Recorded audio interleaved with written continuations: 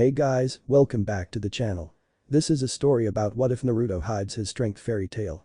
Before I start, please support for more amazing content and do consider subscribing to my channel and share this video with your friends.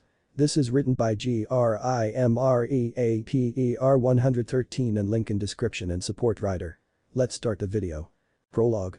In a country known as Land of Fire lay a village, not just any village, but a village full of ninjas or shinobis. This village was known as the village hidden in the leaves, or Konoha for short. This village was considered the most powerful in the elemental nations for their unbreakable bonds and their strict teachings and teamwork. But our story doesn't start there, no, our story begins with a family. Within this family was 4 members, the parents and the children, 1 boy and the other girl, but this wasn't what the story is about, oh no, it was the members. The father was none other than the leader of the village, also known as the Hokage, and his name was Minato Namikaze. He was the current Hokage, or the 4th Hokage, and had earned the nickname the Yellow Flash for his speed. The mother was a beautiful woman by anyone's right. She was Kushina Namikaze and was once known as a fearful kunoichi because of her very short temper. She was so feared that they had given her a nickname, the Red Devil of the Leaf, because of the way her hair got when angry. The other 2 were 2 young 7-year-old children. One was a young girl with red hair like her mother, but with hazel eyes. The boy was a carbon copy of his father, except that he had 3 whisker-like marks on both sides of his face. Right now we find the boy in his room looking outside his window at his parents training his sister before he would try to learn, but his parents would just brush him off. Why, you may ask? Well, 7 years ago when his sister and him were born, a man attacked the place where their mother was giving birth outside the village. The masked man attacked and was able to rip the 9 tails out of their mother and set out to destroy the village, but Minato was able to take the 9 tails to a secluded area and with the help of Kushina was able to not only beat the man but was able to seal his chakra for a set amount of time. After driving the man away, they restrained the 9 tails and sealed half of it into their daughter Naruto and the other half back into Kushina to allow her to survive. The girl was then presented to the village by her parents, and they told the village that their daughter would be the protector of their village, making the villagers worship her like a hero. Though the boy was then outcast and shunned for his sister, everyone didn't even know that the Hokage had a son. The boy grew up as a mere shadow of his sister. He was always forgotten in everything: family vacations, parties, dinners, and even on his birthday. His parent merely thought of him as a pest, and by now the boy was getting sick of it and he decided to try once more before giving up. The boy then ran to the family library and started to look for something that would surely impress them and get them to finally acknowledge him. Tree climbing and water walking. I'm sure Naruto doesn't know this yet. I'll learn this all today and show them, then they'll be so proud of me, they'll surely start teaching me with Naruto. Naruto said out loud and soon took the scrolls and headed to a training ground near there to start training. When he got there he saw a small lake and many trees with a clearing. Soon he got to a shadowy tree and started to read. After about 30 minutes of reading the scrolls, Naruto got up and headed to a tree to start on tree climbing first. As Naruto started to go up he slips and smashes his face into the tree. Ow, that hurt, man. I guess that mean I didn't use enough chakra. Well, no use crying over it, Naruto said while getting up and trying again and again until finally after nearly 3 hours of trying he was able to do it right. Alright. I did it, Naruto said to himself and celebrated by running up and down the trees as well as upside down. Well, I better move on to water walking to show them all I learned today, Naruto said after he finally calmed down a bit and had a small rest. Soon Naruto started trying to learn water walking and found it to be on the same principles as the tree climbing exercise. But because he mastered the tree climbing technique he was able to get this down in only 1 hour. Man, am I tired, but I did it, man. Won't they be proud when they see my moves, Naruto said with a small smile while drinking some water. After resting he decided to run home to show them what he learned. Naruto never noticed a beautiful white-haired woman looking at him with a motherly smile and face that radiated love. Oh Naruto, I'm so happy that even in a world like this that you're able to smile like nothing wrong, but you won't have to worry for much longer, honey, because you'll soon become my new son and I promise to never let you be sad again, the woman said before turning into shadows and disappearing. With Naruto ran home and went straight to the backyard to search for his parents and sister. He found them sitting down and resting while eating ramen, so he approached them calmly so as to not surprise them. Mom, Dad, can I show you two something? Naruto asked while looking at them with hope in his eyes. Minato and Kushina merely rolled their eyes and nodded for him to go ahead. What he showed them both shocked and angered them. Naruto though was surprised her that her brother knew things she still didn't know, as her parents hadn't taught her those things because she wasn't ready yet. So what do you guys think? Pretty cool, huh?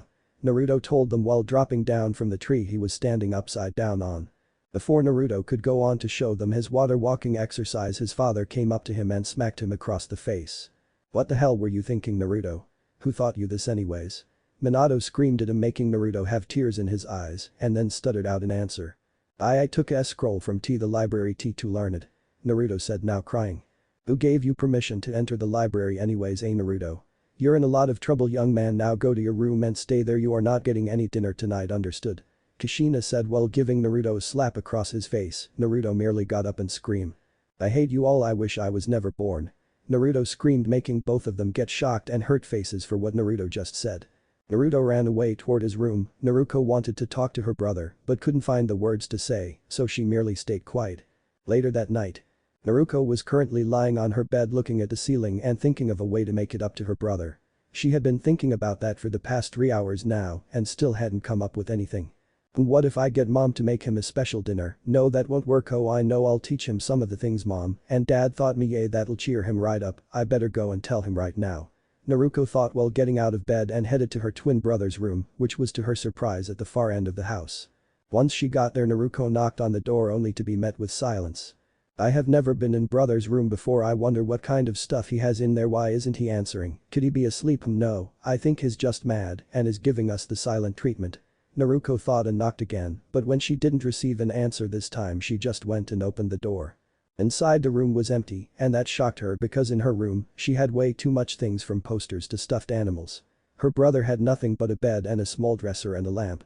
She couldn't believe her eyes and started to look around hoping to find something to tell her where her brother went. That's when she found a note pinned to the wall on top of the headboard of the bed. She reached out and started to read it and as soon as she finished she screamed. Kushina and Minato's room. Kushina and Minato were currently getting ready for bed. Kushina was sitting in bed reading a book while Minato was taking a shower. Hey Minato, do you think we were a bit harsh on Naruto today? Kushina asked while putting away her book and looking at her husband who had just come out of the bathroom. I don't know, Kushina, maybe, it's just that it was a shock to learn that Naruto went and did something like tap into his chakra without telling us, I mean he could have gotten hurt. Minato said while getting into bed and staring at the ceiling. I know, but maybe we should teach him to, I mean he does need this after all to protect himself. Kushina said while looking at her husband. Yeah, okay, we'll start tomorrow and maybe he'll forgive us too. Minato said with hope in his voice. Oh, I bet he will if you teach him your Rasengan. Kushina said, making him smile. You're right, well, Minato couldn't finish his sentence because at that moment they heard Naruko scream and they instantly bolted to her room. When they got there they found it empty and decided to head to Naruto in case something happened to him too. When they arrived they entered to find Naruko on the floor crying and repeating the words I'm sorry over and over again. Kushina ran toward Naruko and held her close to her and whispered sweet nothings to help calm her down. Minato in the meantime decided to look around for the cause of Naruko's situation. He found a note on the floor and decided to read it out loud. If you're reading this then I'm already gone, I have decided to leave and I will never return, you have shown me that I'm not wanted here and as such I'm leaving to places unknown and let you three be the family you always wanted to be without the burden of a pest like me around. I have severed all ties I have with this family, so if we ever do meet again, never speak to me like your son, you two lost that right a long time ago, enjoy your life with your only child. Signed. The Forgotten. As soon as he finished reading, Minato bolted out of the room and house and headed to his office to start a search party in the hopes of finding Naruto. But by the time Minato and anyone else started to search, Naruto would be long gone. 2 hours earlier. Naruto sat in his room thinking about everything that happened and wondered what he did wrong. After about 30 minutes of thinking and getting nothing, Naruto decided he had enough and started to pack. After he finished he went to the family library and ransacked the place, taking everything to train himself and prove to them he could get strong without them. He then sat down and wrote a letter to them and left the compound, and as he made his way down an empty street, saw a woman in the middle of it almost waiting for him. Hello, Naruto. The woman told him, making him a little scared since this woman knew his name. Why yes, how may I help you, lady? Naruto asked while looking at her nervously. Do not be scared, my child, I have come to take you away from this place and give you everything you ever wanted, a family. The lady told him, making Naruto widen his eyes at her. Really, you can do that? Naruto asked. Yes, dear, I can, so what do you say, will you let me be your new mother and give you the love you deserve? The woman asked. Naruto immediately jumped up and hugged her, surprising her. Yes, please take me away, as far away as possible.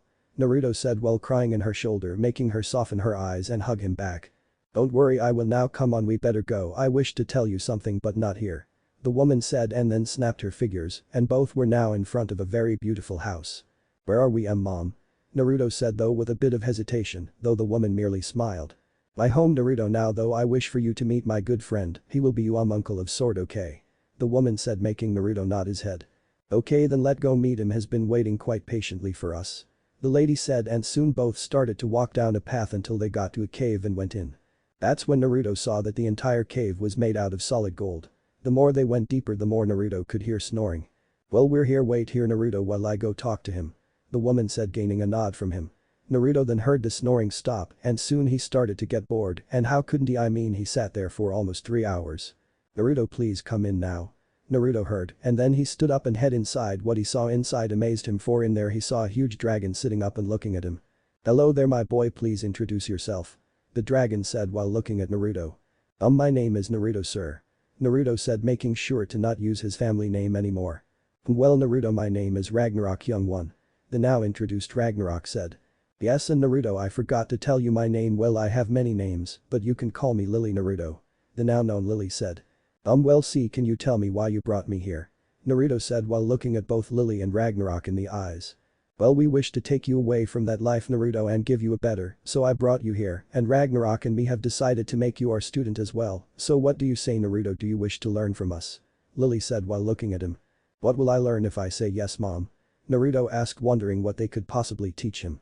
Well, young one, I could teach you the true dragon slayer arts, a type of magic that was made for the sole purpose to kill dragons, Ragnarok said while looking at him in the eyes. And I can teach you the true god slayer arts, Naruto, because the place I'm gonna take you is a world of magic, a place where dragon and god used to rule till the world found out about the slayer arts, Lily said. Wait, you mean to say that magic is real, Naruto questioned her. Yes, and the place I'm talking about is called Earthland, where instead of ninjas they have mages, and instead of cage they have guild masters, and instead of ninja villages they have mage guilds, Ragnarok said to him, making Naruto smile at that. But we will not take you there yet, Naruto dear, first we will train you here in this pocket dimension until you have completely mastered everything we teach you. By the end of your training, you will be powerful enough to kill any dragon and god that comes your way, Naruto, Ragnarok said with complete faith in him. So Naruto are ready to be trained like never before, because once we start there's no going back, Lily said, making sure Naruto understood what was gonna happen. Yes, I'm ready, mother, I want to be the most powerful mage and ninja possible to show everyone who shun me that I don't need their help to become strong, Naruto said with a burning passion in his eyes to prove the world that he could be powerful without them. I like your style, kid, very well, let's begin your training. Right before Ragnarok finished, he extended his wings and flew at Naruto at blinding speed. Now, Ragnarok finished with a mighty roar. 6 years later. It had been 6 years since his training began, and according to his parent figures, while they were in the pocket dimension, 1 year in there was 1 month outside. So he grew up normally, but luckily he didn't sleep, eat or anything while in there, so his training had come along nicely. He had mastered his dragon slayer arts and god slayer arts in record time and had gotten a surprise when he did master them. Why, well, because his mother had revealed to him to be a goddess, not just any goddess, Anna, the first goddess to come to life. That is why he was able to learn all elemental slayer art for his god slayer arts. His mother told him that since gods have 2 elements to begin with, they could teach anyone to wield all the elements, should they please. That is why his mother got angry when he asked about the other god slayers in Earthland, calling them pretenders. His mother called them fakers and many other things, and when he asked why she called them that, she said, they were never trained by gods, Naruto, all they did was fuse darkness magic with element magic to make that abomination they call god slayer magic. I mean their element come out black when you come out to be a gold color, so you see they are fakers, Naruto. So if you see any pretenders out there, I want you to teach them what a true god slayer can do, okay honey? Lily had told him and Naruto had merely nodded, promising to teach all the fake god slayers a lesson. Ragnarok on the other hand had said he was a rare type of dragon known as the scaleless dragon. Why, well, because apparently his didn't have any element, but he could instead use all the element like Lily, which had earned him the title of the dragon god, even though he wasn't a god by any mean.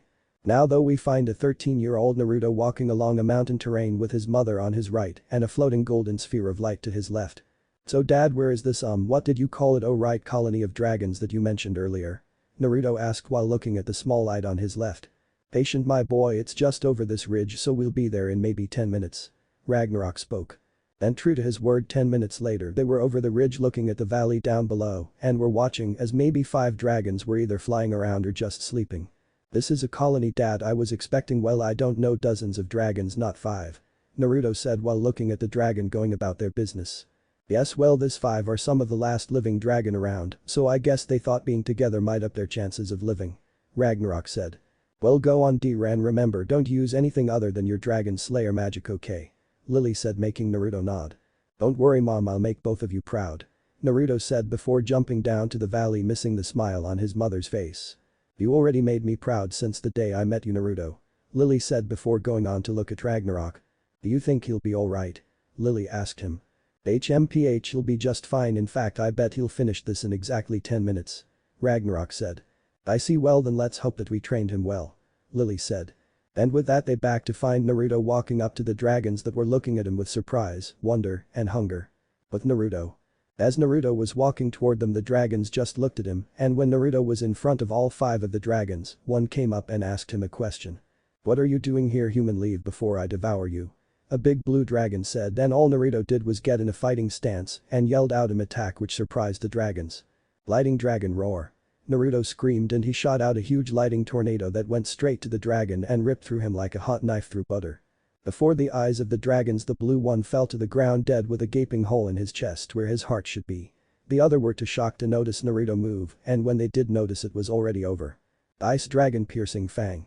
After nearly 10 minutes, all the dragon were laying on the ground dead, with Naruto sitting on top of a dragon's corpse like it was nothing. Well done my boy, that was absolutely amazing. You are now a true dragon slayer, and now that you have bathed in the blood of a dragon, you have activated your drive. Ragnarok said to him. Yes, and once we implant the dragon Lacrima into you, you will be a 3rd generation dragon slayer and will be able to go in and out of your dragon force at will, and you won't have to worry about turning into a dragon anymore. Lily said with a smile on her face. Now there is just one thing to do my boy. Ragnarok said to him, making Naruto look at them and wait for what he need to do. And what might that be, dad? Naruto questioned him with a tilt of his head. Live Naruto, go on, see the world, travel and meet new people, join a guild, make friends, find a nice mate. We have finished your training, and as much as it hurts us to let you go, we have no other choice. Naruto, you are 13 years old and you don't even know the world outside the pocket dimension, so please Naruto, go out and find yourself a grand adventure to do and pick up some friend along that adventure, okay honey? Lily said with tears in her eyes while hugging Naruto to her chest, and all Naruto could do was hug her back while he too started to cry. Don't worry mom, dad, I will make both of you proud and I'll have the best adventure anyone can have. My name will be known far and wide, and when anyone asks who taught you everything you know, I'll look up at the sky and say my mother and father, so please don't cry mom, this isn't goodbye, it's just a see you later. Naruto said with a smile. Okay, I won't cry anymore honey. Lily said with a smile. Soon they started to walk down a road for an hour or so till they got to a crossroad with a post with 2 signs on it. One was pointing left and said the name to a town, while the other pointed to the right and also had the name of a town. Well, I guess this is where we part way mom and dad, I hope to see you two again someday, but until then see you later you two. Naruto said while heading down the left path with a small duffel bag on his left shoulder and with his right hand waving goodbye to them both. Bye Naruto, and don't worry because I have a feeling that we will see each other again real soon.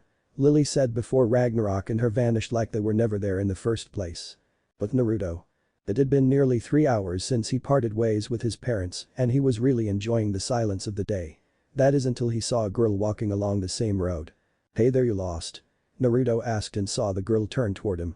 No, actually I'm heading back to my guild, it's called Fairy Tail, have you heard of it? Urza said.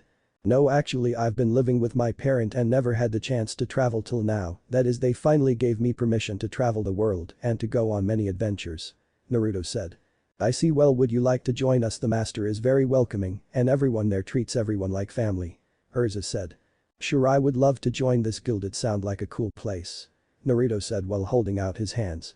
Soon both were shaking hand and started they walking again towards the guild known as Fairy Tail. This would be the start of a new adventure for Naruto and everyone in Fairy Tail.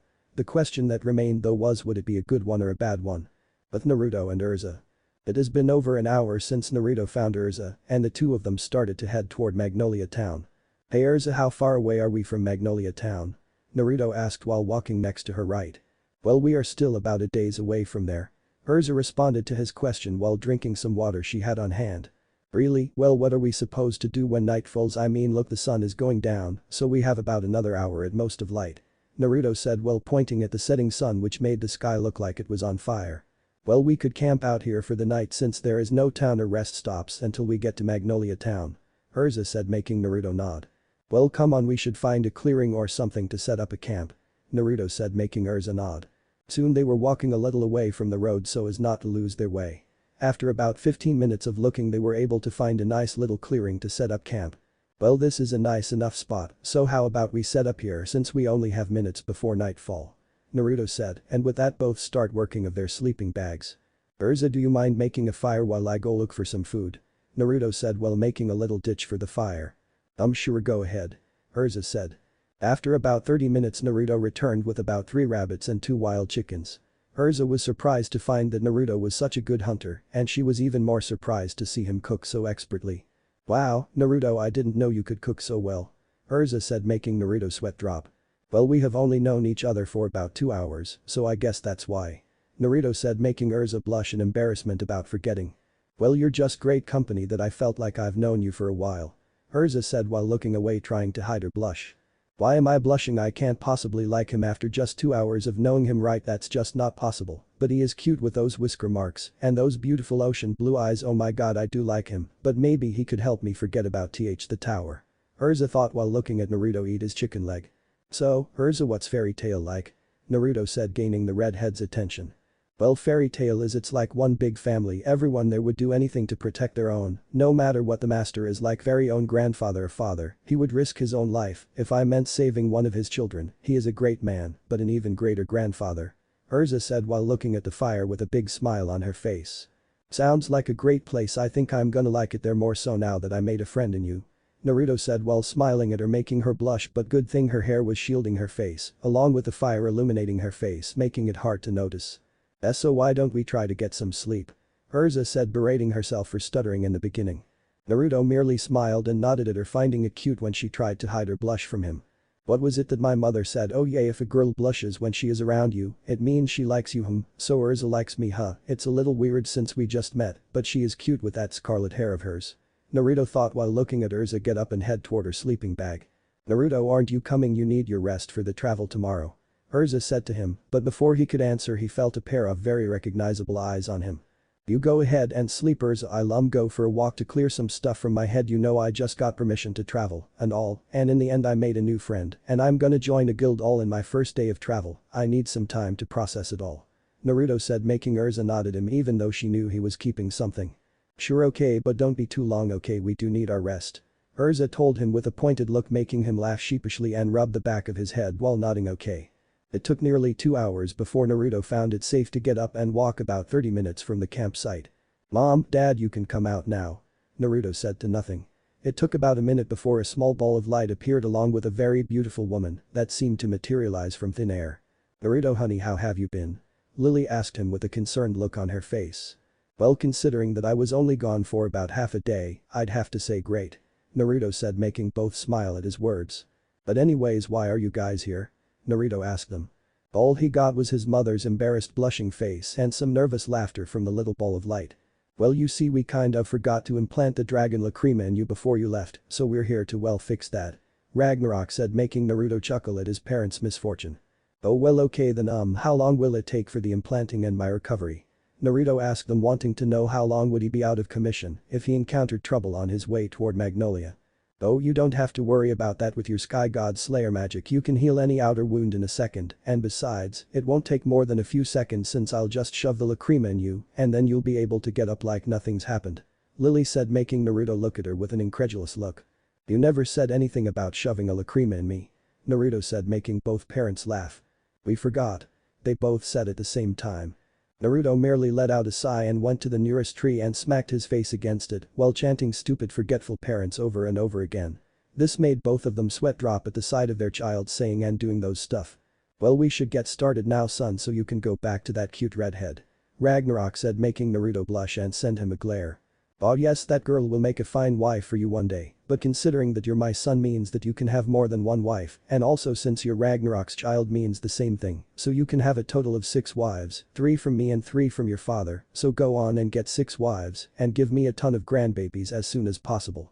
Lily said with a glint in her eyes at the thought of all those grandchildren. Both father and son merely looked at her with an eyebrow raised, well in the case for Naruto that is, and thought if she had gone mad. Well anyways, on to what we came here for, Lily. Ragnarok said, knocking Lily from her fantasy world. Right, sorry about that. Well, hold still, Naruto. Oh, and this might hurt a little. Lily said just before shoving her hand in the center of his chest, making Naruto flinch, surprising him that it did not hurt as bad as her thought it would.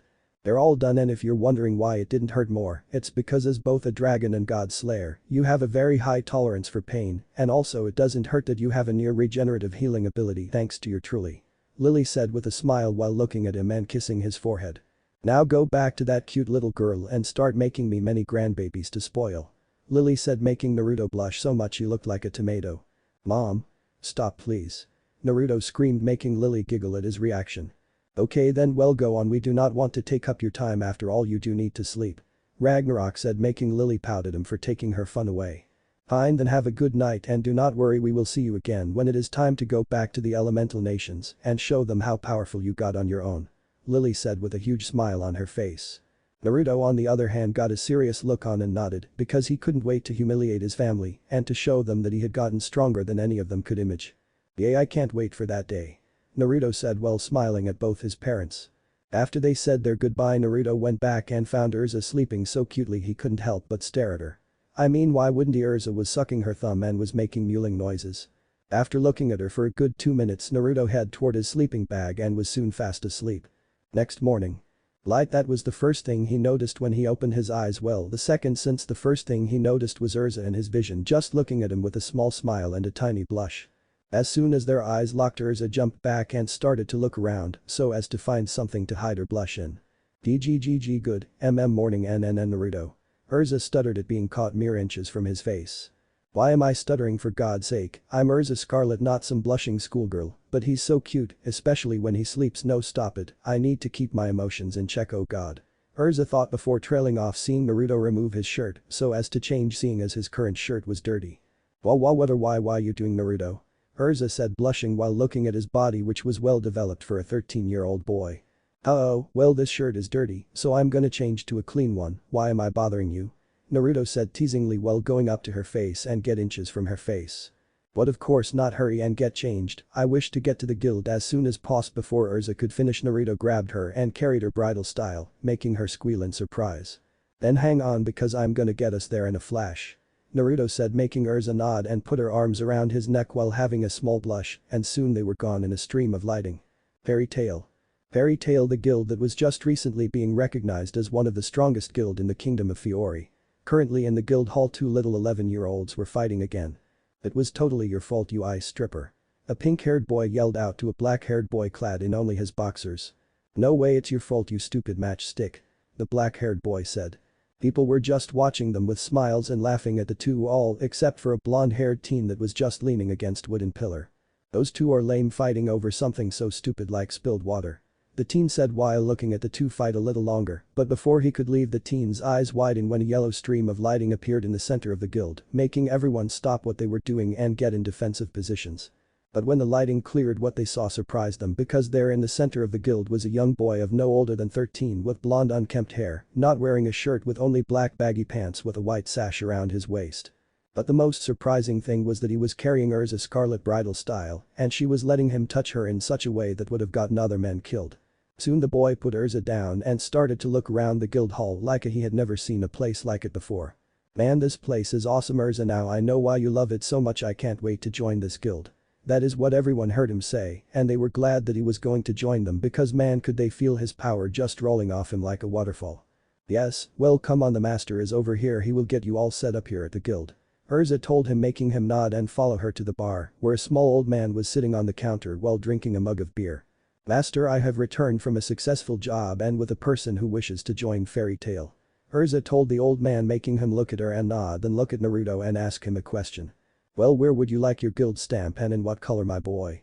The old man asked him. But that's it, you're not even gonna see if I'm a threat to the guild? Naruto asked, surprised at the man's behavior. Not at all, my boy, I sense no ill feeling toward the guild or to anyone, so I have no reason to be suspicious of you. The old man said while taking a swing of his beer. Thanks, old man, for the trust, I will do all I can to make sure you don't regret it, but anyways, I would like my stamp over my heart and in black with a white outer lining. Naruto said, taking off his shirt, making all the women blush at seeing his well-developed abs, though the boys and men were all glaring at him, so having such a body at such a young age. Very well, my boy, they're all done. Well, now introduction are in order, so I'll go first. My name is Makarov Dreyer, the third master of Fairy Tail. Makarov, said Naruto, then smiled and pointed at himself. Well, I'm Naruto Ragnar, son of Ragnarok the Scaleless Dragon and Lily the primordial goddess. Naruto said, making everyone go wide eyes at that, even Urza, since she didn't know anything about Naruto's magic. "And my boy, are you Adi Dragon Slayer?" Makarov said, still in shock at hearing him say who his parents are. "Yeah, I'm a god slayer and a dragon slayer, which I think makes me a dragon god slayer, doesn't it, master?" Naruto asked him while in a thinking pose, making some of the guild member faint from hearing a new slayer joined their guild. "Why, yeah, I believe so, my boy," Makarov said after calming down. "So what do I do know?" Before Naruto could finish, all the guild heard a voice. "Hey, you fight me." When Naruto heard this, he turned around and found a little pink-haired 11-year-old coming at him with a flaming fist. "Fire Dragon Iron Fist," the little pink-haired boy yelled out. "Lighting Dragon Breakdown Fist." Naruto screamed out, making a big magic seal appear in front of him and a huge fist come rushing towards the boy. "Oh, that's a pretty big fist," two men said while looking at the fist Naruto made.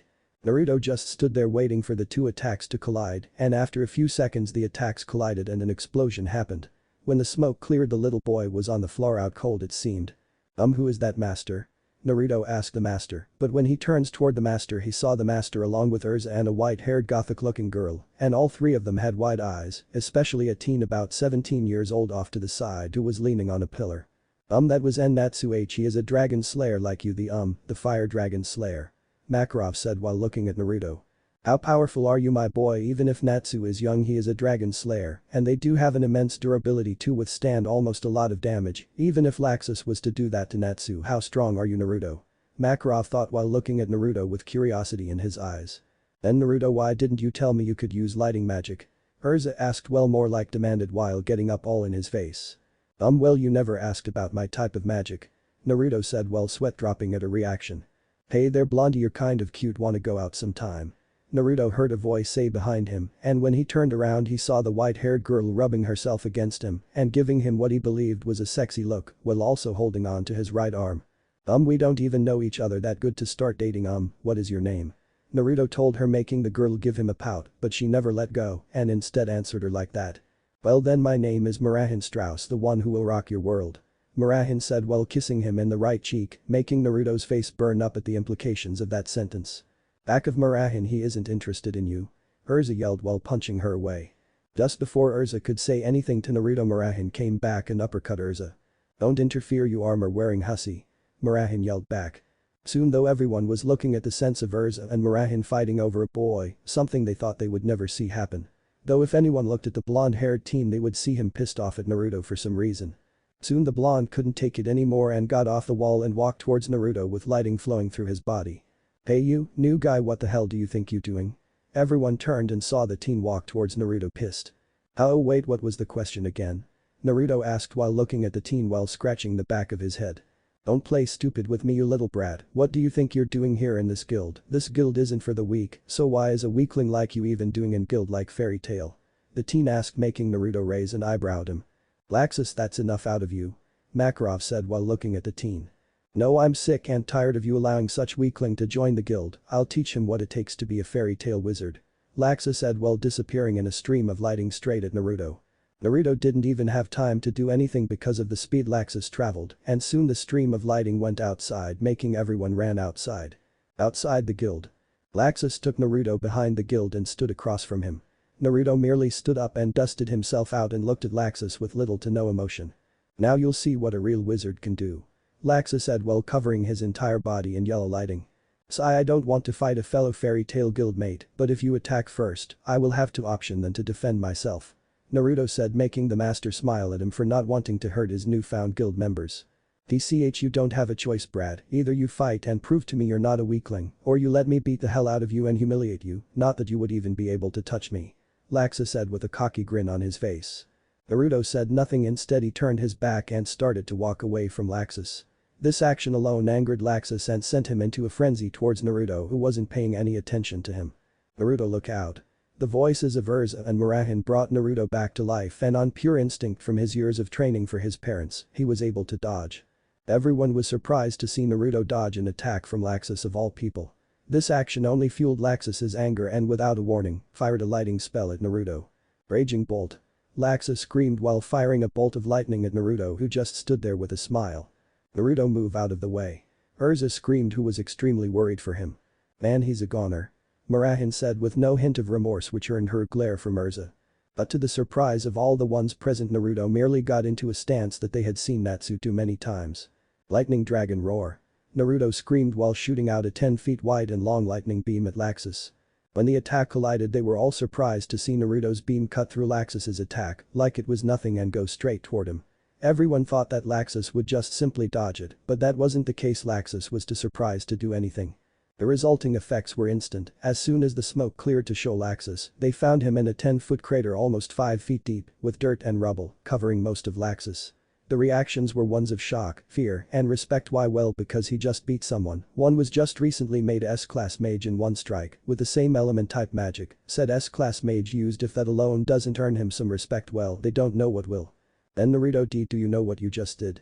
A very surprised Murahin asked him, a little scared since even she had never been able to land a hit on Laxus. Then this newbie comes out of nowhere and not only survives his fight, but beats Laxus in one move. One, for crying out loud. Well, I guess defend myself. Naruto answered her like it was the most obvious thing in the world.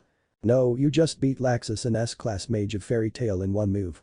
Urza said while looking at the crater that Laxus was in and then back at Naruto, and for some reason she felt a little hot under her collar. Yay, that was freaking hot, Naruto. How about we go back to my place and get to know one another better? Murahin said while whispering the last part in his ear, making Naruto have a small nosebleed at imaging himself and Murahin doing that. But before Naruto could say anything, Urza came up to Murahin and punched her in the face, and then both Murahin and Urza started to fight over him again. Hey master, do you know someplace where I can sleep? And I'm beat and I need my rest tomorrow. I'll for an apartment or something. Naruto asked him, saying the last part under his breath. Before the master could answer, Urza kicked Murahin away and came up to Naruto and grabbed his hand. Naruto, you be staying with me till you can find a place of your own, no excuses. Urza said, making Naruto shut up and just nod while letting her lead the way toward her home. 15 minutes later. It had taken them a little longer than expected to get to her home, only because Urza needed to make a quick stop at a bakery. After buying nearly 24 strawberry cheesecakes, they left only to have Naruto carry all the cakes. Well, we're here, Naruto, welcome to my home. Urza said while waving around for Naruto to see. All Naruto saw was a normal-looking living room, that is until he looked down one of her hallways and saw many weapons and armors lining up her walls and anywhere he could lay his eyes on. Wow, nice place you got here, Urza. It's you, so where will I be sleeping at? Naruto asked her, making Urza blush for some reason.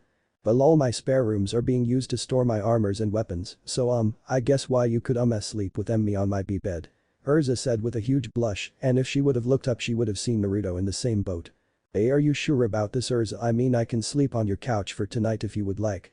Naruto said, trying to not to think about the stuff that could happen in her room.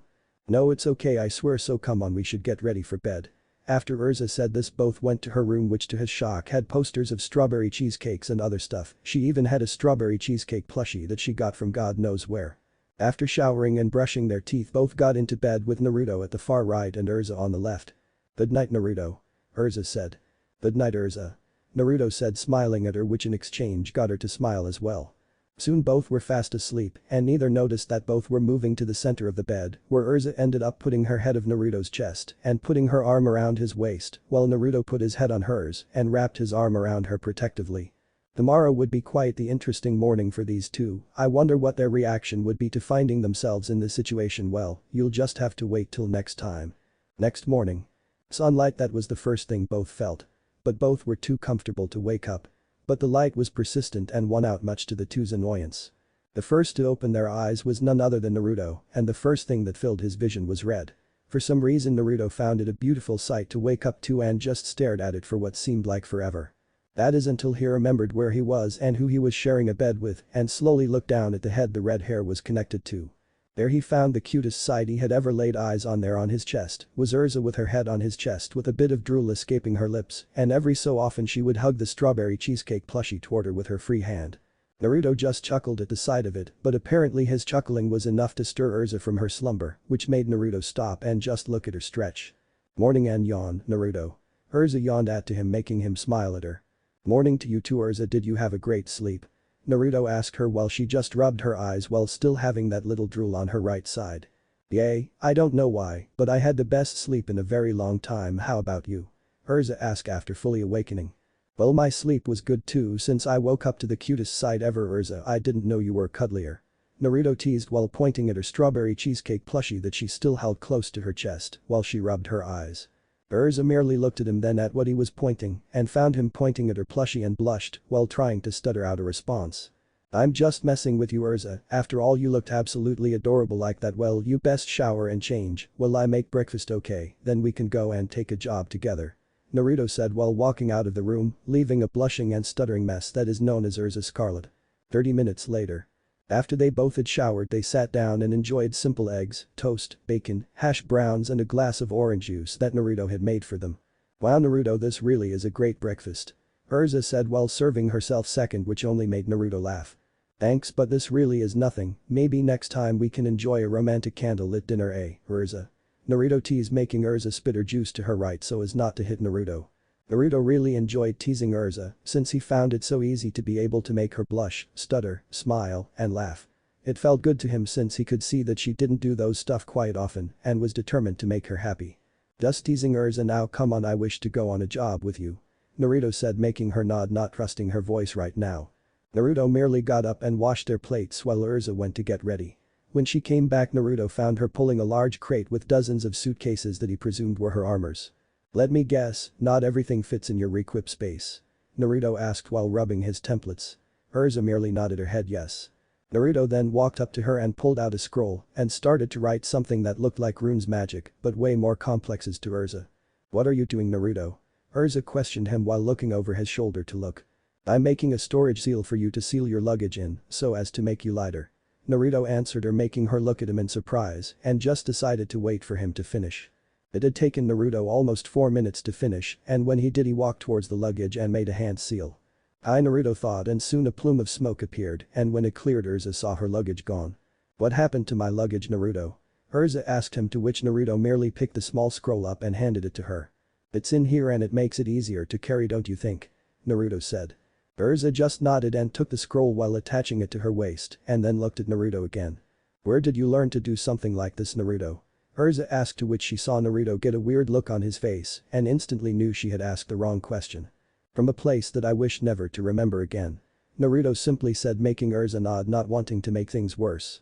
"Come on, Urza, I wish to see what jobs we can find to keep us occupied," Naruto said, making her smile and run after him. Fairy Tail Guild. It took them about 5 minutes to get there since Urza lived really close by so as to make it easier on her. When they entered, they saw the guild going about their regular business, which involved fighting each other. They made their way to the request board and Urza chose a job with a big reward. They then ran towards the master, who was sitting once again on the bar. "Master, we would like to take this job together if you wouldn't mind," Urza asked him while handing him the request flyer so he could inspect it.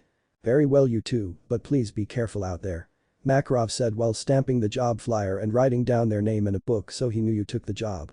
"Okay, master, don't worry, we'll be back in no time flat," Naruto said while grabbing Urza's hand, making her blush, but before anyone could say anything, he picked her up bridal style again and disappeared in a stream of yellow lighting. "Naruto Ragnar, eh? Something tells me you might be ready for the S-class trail even if you are young.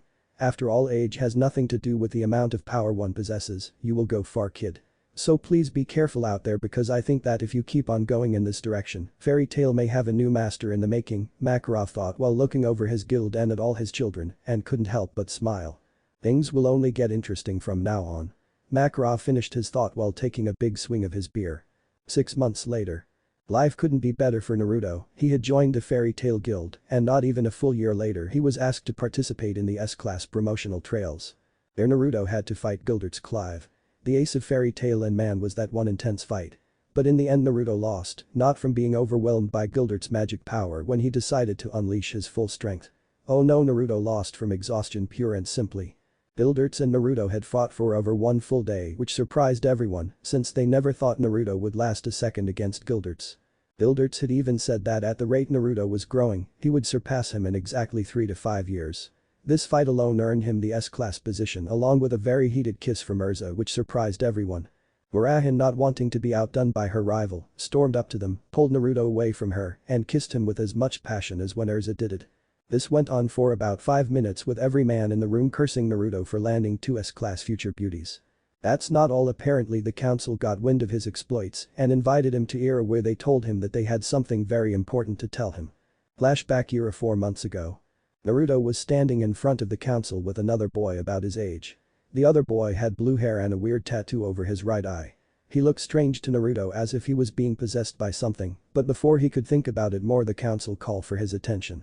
Naruto Ragnar, son of Ragnarok the scaleless dragon and Lily the primordial goddess, we the magical council have called you and young Seagrain here to this meeting. One of the council members said, making both stand a little straighter. We wish to bestow upon you two the title of one of the 10 wizard saints, but unfortunately there is only one position available right now. A female member said.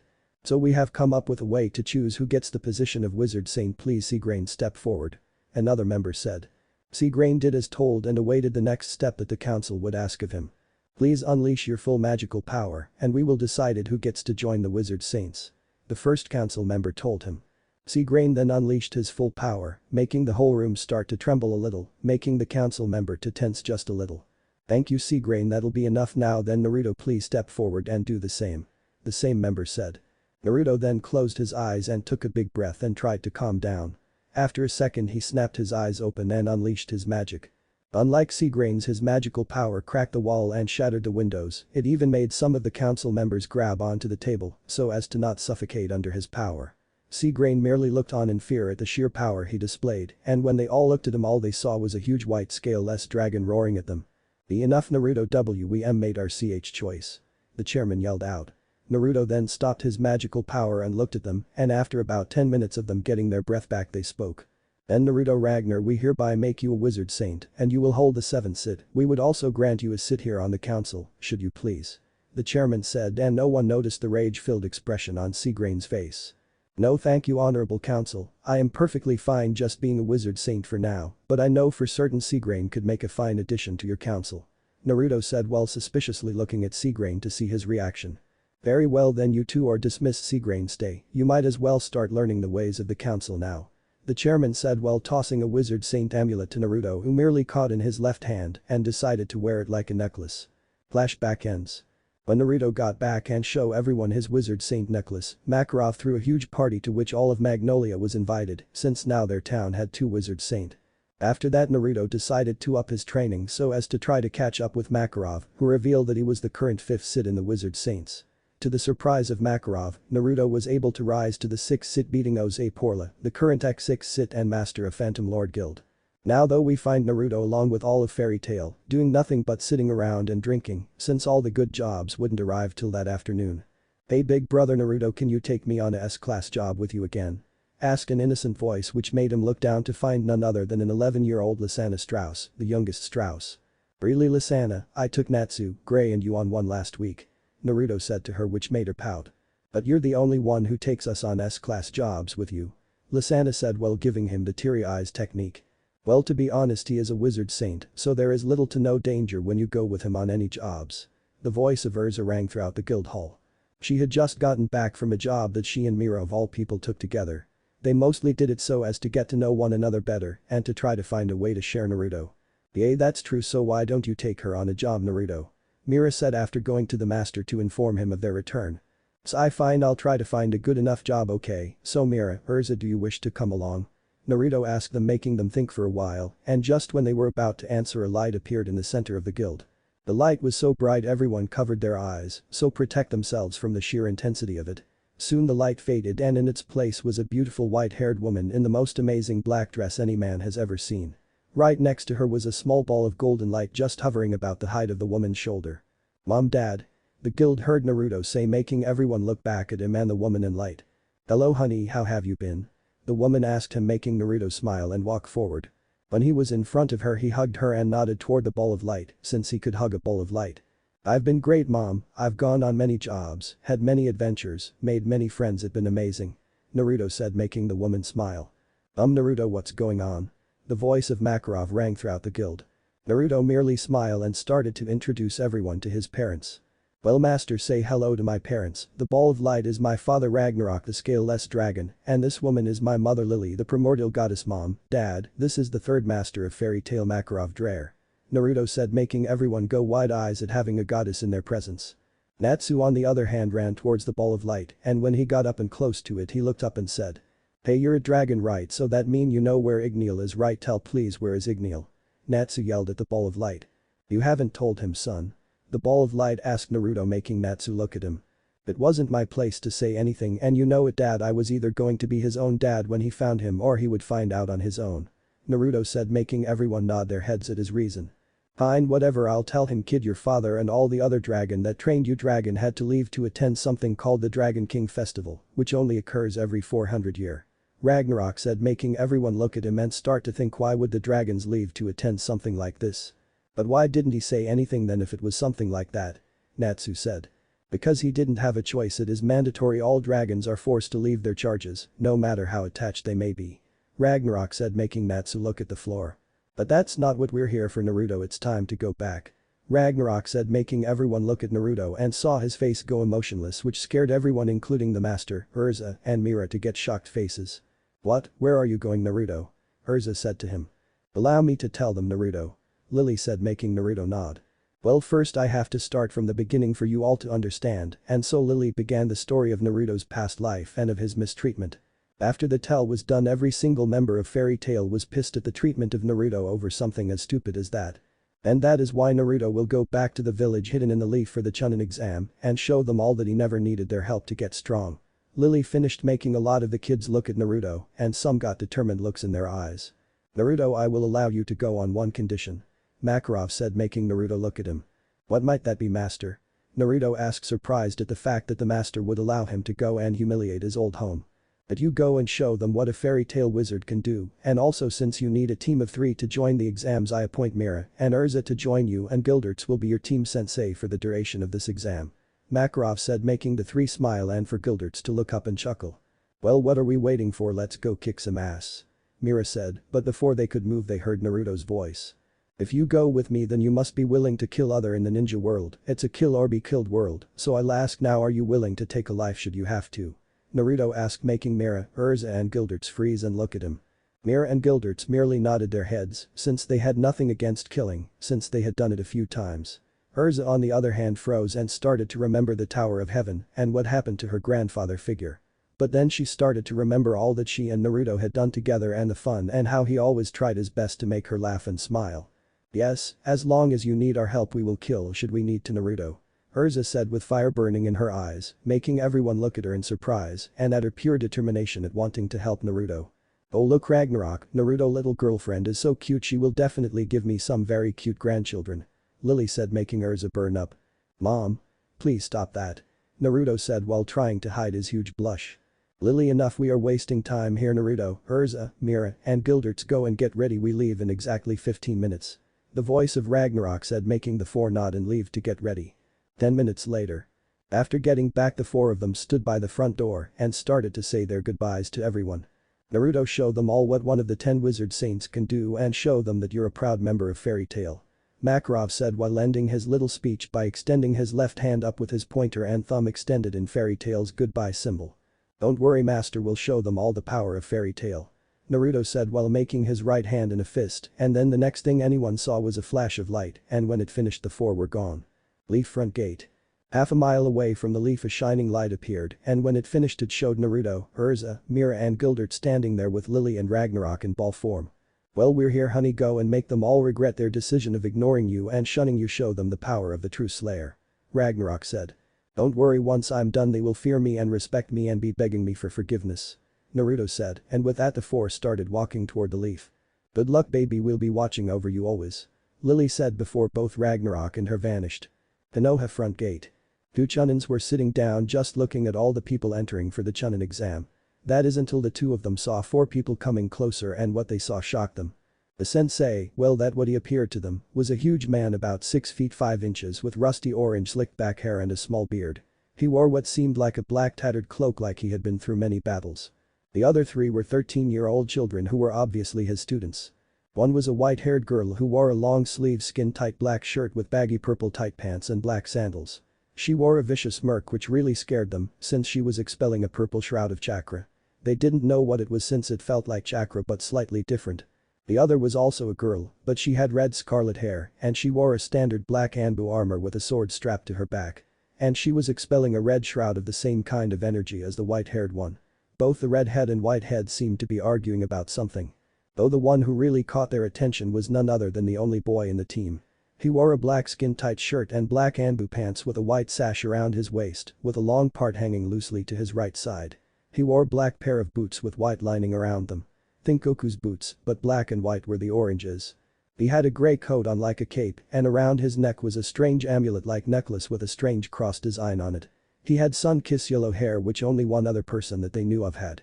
He also had ocean blue eyes and 3 whiskers like marks on each cheek, and he seemed to be radiating power if the golden shroud outline was any indication. As the group got closer, the 2 gate guards couldn't help but compare him to their current leader. Soon the group got up to the booth and the rusty orange-haired man went up to them. "Yes, hello, my name is Gilderts Clive and I would like to enter my 3 student in this year's Chunin exam," Gildert said while handing them all 4 of their registration papers. "Okay, then all we need is your names and the name of your village you will be representing," one of the gate guards said. "Very well then, my name is, as I said, Gilderts Clive and I am the sensei of this team and we will be representing the village of Fairy Tale," Gildert said. "My name is Mirahin Strauss and I am the she-devil of Fairy Tale," Mira said while pointing at herself. "My name is Urza Scarlet and I am known as Titania, Queen of the Fairies," Urza said to them, making them look at her weirdly. Finally, the one they wanted to hear looked at them with no emotion and pointed at himself. "My name is Naruto Ragnar and I am known as the true slayer of Fairy Tale," Naruto said, making both guards look at him with wide eyes since that name was very similar. "So can we participate in the exams or not?" Gilderts asked them, snapping them out of their shock. "Oh yes, I'm terribly sorry, but yes, the exams begin tomorrow, so please read this for it will tell you where to go for tomorrow," the guard said while handing Naruto a booklet for him to read. "Thank you, now if you'll excuse us we will leave to try and find a place to rest for tomorrow," Gildert said with a smile. And with that they entered the village and walked for about 10 minutes before they stopped and Gilderts looked at them. "Well, I guess you 3 can go and explore while I go and try to find out anything about the exams. Take care and try not to kill anyone unless they use force," Gildert said, making them nod, and with that he left. "Well, I might as well show you around, eh?" Naruto said, making them smile, and the 3 started to walk around the village with Naruto showing them around and telling them about anything they asked him to explain. Though when they were turning a corner they saw a group of people there and one boy, at least to them, it looked like a boy, was holding on to a child by the scruff of his neck. "Hey brat, why the hell did you bump into me?" the boy said to the scared little kid. "Please let him go, he didn't mean it was just an accident," a bubblegum-haired girl screeched, making Naruto, Urza, and Mira cover their ears at the sound of her voice. "No way, I'm gonna teach this brat to not mess with his superiors," the boy said while cocking his right hand back ready to punch the kid. Just when his fist was gonna connect with the kid's face, the kid turned into shadows and disappeared. Soon after, the other saw a shadow appear behind the makeup-wearing boy. "I really hope that you hitting a little kid was nothing but an act," Naruto said while fully materializing from the shadows. "What if I was, what it to you?" the boy asked, a little scared. Naruto merely turned his arm into an iron sword and placed it at the kid's neck, scaring him even further. "Well, because I can't stand idiots like you who think that just because they have power they can do whatever they want," Naruto said while dragging the sword to the boy's manly parts.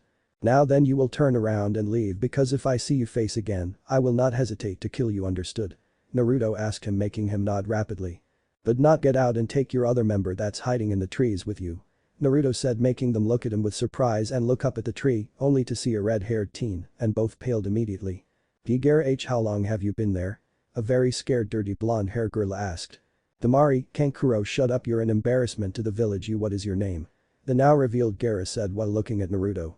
Neither Naruto's group nor Gaara's noticed 2 new people joined the crowd and Naruto simply crossed his arms while answering his question. "My name is Naruto Ragnar and what might your name be?" Naruto said, not noticing a girl his age cover her mouth and gasp. "Brother, is that really you?" the girl thought while gaining tears in her eyes. "Naruto, we will meet in the exams and you will prove my existence, mother wants your blood," Gaara said before sand wrapped around him and the 2 others and disappeared.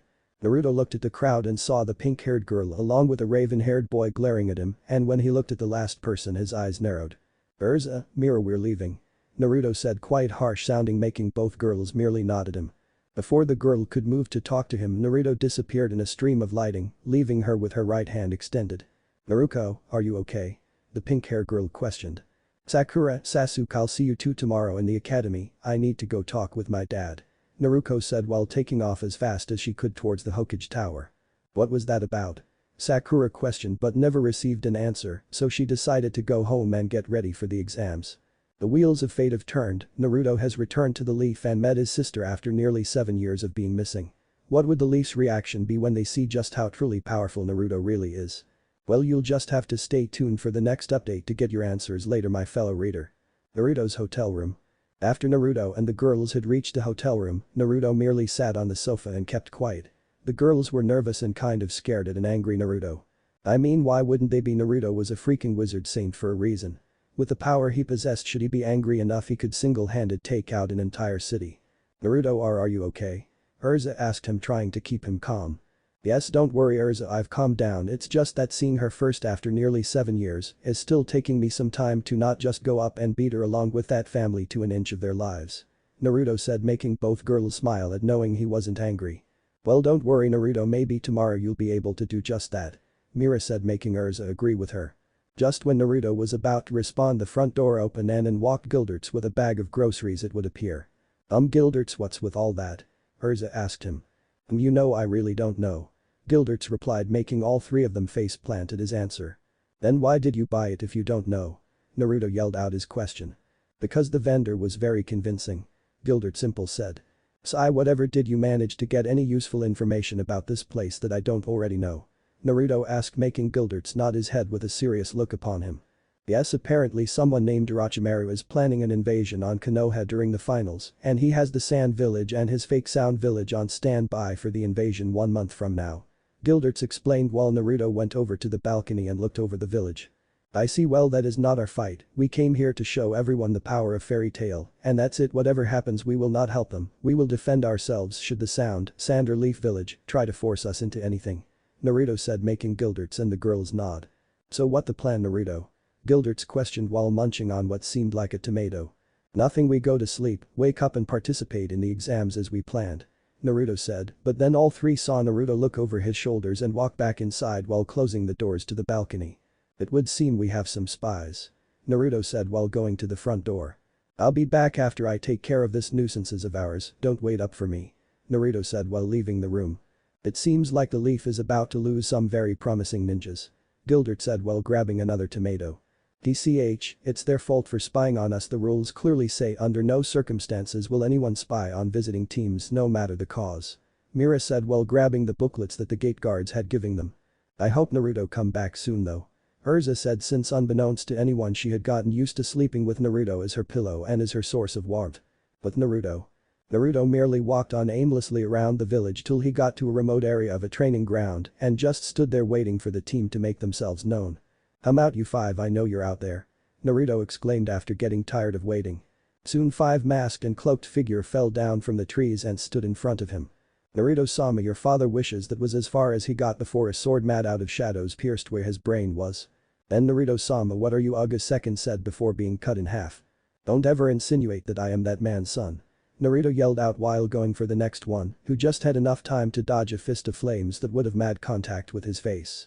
Please Naruto-sama, calm down. Another attempted to talk before being silenced forever. I said don't ever call me that. Naruto screamed before in a fit of rage entering his dragon force. To the shock of the remaining 2, Naruto grew what looked like golden scales on his body and face. Then they were able to see Naruto get in a weird stance where his legs were apart from each other and his arms held out in front of him as if grabbing something. Naruto then proceeded to throw his head back and take a huge intake of air before announcing his attack. Sky Dragon Roar. Naruto yelled out, and the only thing the last 2 saw was the image of a huge scale-less dragon roaring at them. When everything cleared from all the smoke that covered the area, Naruto was able to see the 5 ninja dead and sprawled all over the training field. TCH, no matter what, this insects will only see me as that man's son. Naruto said while walking away, though on his way out Naruto stepped on one of the ninja's head, like if it was an insect. The resulting effect was the ninja's head popping and staining the ground red with its blood. Well then it seems I'll have to show him I'm no longer the little brat he ignored and pushed around as a kid. Naruto said while smiling like a madman at the scene he made. Send all the ninja you like, Hokage-sama, I'll just send them all back in body bags. Naruto told the night sky while walking away. Naruto never noticed another masked man coming out of the very trees and looking in his direction. It seems like no matter what Hokage-sama tries, Naruto will just ignore or kill anyone comes his way. The man thought before leaving to inform the Hokage about the incident. Next morning. Naruto and the other woke up the next morning earlier than they were supposed to and ate a light breakfast, but they noticed that Gilderts was gone. Man, I swear if he went out to goof around I'll be so pissed. Naruto said, making the girls giggle at Gilderts' absent-minded nature. Relax Naruto, Gilderts must have had a good reason for leaving early. Urza said to him trying to lighten the mood. Yeah, whatever, let's just go and get to the academy to start the first part of the exam already. Naruto said while getting up and heading for the door, followed closely by Urza and Mira. It took them about 10 minutes to get there since Naruto already knew where the academy was. As they walked in, they went up the stairs and only stopped when they noticed a big group of kids around a pair of doors with 2 people in the front of it. Please let us in, we want to compete in the exams as well. The voice of a brown-haired girl made itself known. She was currently sporting some bruises and scratches here and there. Believe me kids, this exams aren't for the faint of hearts, we're trying to protect you guys from this. One of the boys said. Just when Mira was about to go forward, Naruto placed his hand on her shoulder and stopped her. This is merely a way to point out the weak Mira, let's leave these idiots to their games. Naruto said, making Mira nod, and they began making their way to the real location. But just before leaving they heard an arrogant voice call out the guard bluff. Drop the genjutsu you two, I know this isn't the 3rd floor, nothing fools in Uchiha, especially something as pathetic as that sorry excuse of an illusion. The voice of a raven-haired boy rang throughout the hallway. Idiot, Naruto mumbled out and for some reason decided to stay and watch what happened. To their surprise, a boy wearing a green spandex suit challenged the Sasuke Uchiha to a fight, to which the boy arrogantly accepted. Urza, Mira, I wish to see the fool embarrass himself. Naruto told them, making Mira and Urza to smile and follow him. What they saw bored them deeply since they had seen toddlers fight better than this too. Well, that was boring. Mira said while looking on at the scene of an older man wearing the same suit as the kid who they now knew as Rock Lee. TCH, that was a one-sided battle indeed, none of them are even close to being in our level yet. Naruto said, and that's when they saw both the man known as Guy and Lee hug and a sunset at the beach illusion appear. Naruto, finding it disturbing, extended his right arm and fired a pinpoint magic shock wave, throwing all the one on the ground level off their feet and onto their asses. The 7 looked up to the balcony and saw Naruto leaning on the rails just staring at them with a bored expression. Hey, did you do this? Guy asked while standing up. Yes, your weird illusion was bugging me so I merely got rid of it. Naruto answered back while yawning. By the way, this match was boring, you two were so predictable in your attacks, if I were you I'd hope you guys don't need to fight me, since that fight would be so boring. Naruto added in, making both Lee and Sasuke look at him with narrowed eyes. I'll have you know kid that my student here is the best out of his teammates in hand-to-hand combat. Guy said, surprised that someone was able to disrupt his illusion and even insinuate that his student was weak. Whatever old man, I'm out, this place reeks of weaklings. Naruto said while walking away. What's that, you idiot, scared that I might beat you before the exam? The voice of Sasuke said. Naruto merely kept walking and only said. DCH, no, but I'd rather put off humiliating you till the finals where everyone in your precious village can see you lose. Naruto said, making Sasuke boil in anger. But that Naruto and the girls were gone and they made it towards the 3rd floor where they saw Gilderts standing at the entrance. There you are, Gilderts, where were you? Mira asked him when getting up close to him. Yeah, sorry about you 3, it's just that all senseis must be here early to wait for their team to see if all 3 come or not my choice. Gilderts explained. Ah, I see, then well, wish us bad luck since we don't need any more good luck. Naruto said, making Gilderts laugh. I'm going to skip the first part since I find that boring. In front of the Forest of Death. Naruto and the girls had passed the first part with flying colors and were then sent here to participate in the second part. And that's about all you guys need to know, so please head to your designated gate and await the bell. Oh, and one more thing, try not to die. The crazy lady that Naruto had nicknamed the psycho snake-loving blood-hungry bitch finished her explanation about the second part, and just then a bell rang and the gate opened for them to head in. After about 10 minutes of traveling through the tree, they stopped and looked around. What now, Naruto? Mira said while looking at him. Now you two wait, Mira, I can sense a team about 5 minutes from here, so stay here while I retrieve the heaven scroll. Naruto said, making both nod and watched as Naruto left. 5 minutes later. When Naruto saw the team of what he recognized as the village hidden in the clouds, he sat down on a branch and waited to see what they would do. To his eternal boredom, the 3 merely sat down and ate like if they weren't currently in a death game. Naruto merely got up and extended his arms while yelling. Lighting dragon. Lighting tower. Naruto yelled, and out of nowhere a huge tower of lighting came out of the sky, hitting the team square on, electrocuted them instantly. After the lighting stopped, Naruto jumped down and saw the 3 burned bodies of the once Cloud Ninja and searched their bodies. It wasn't until he checked the last body that he found what he was looking for. "Thank Kami you guys had the heaven scroll," Naruto said while taking it and leaving to go back to Mira and Urza.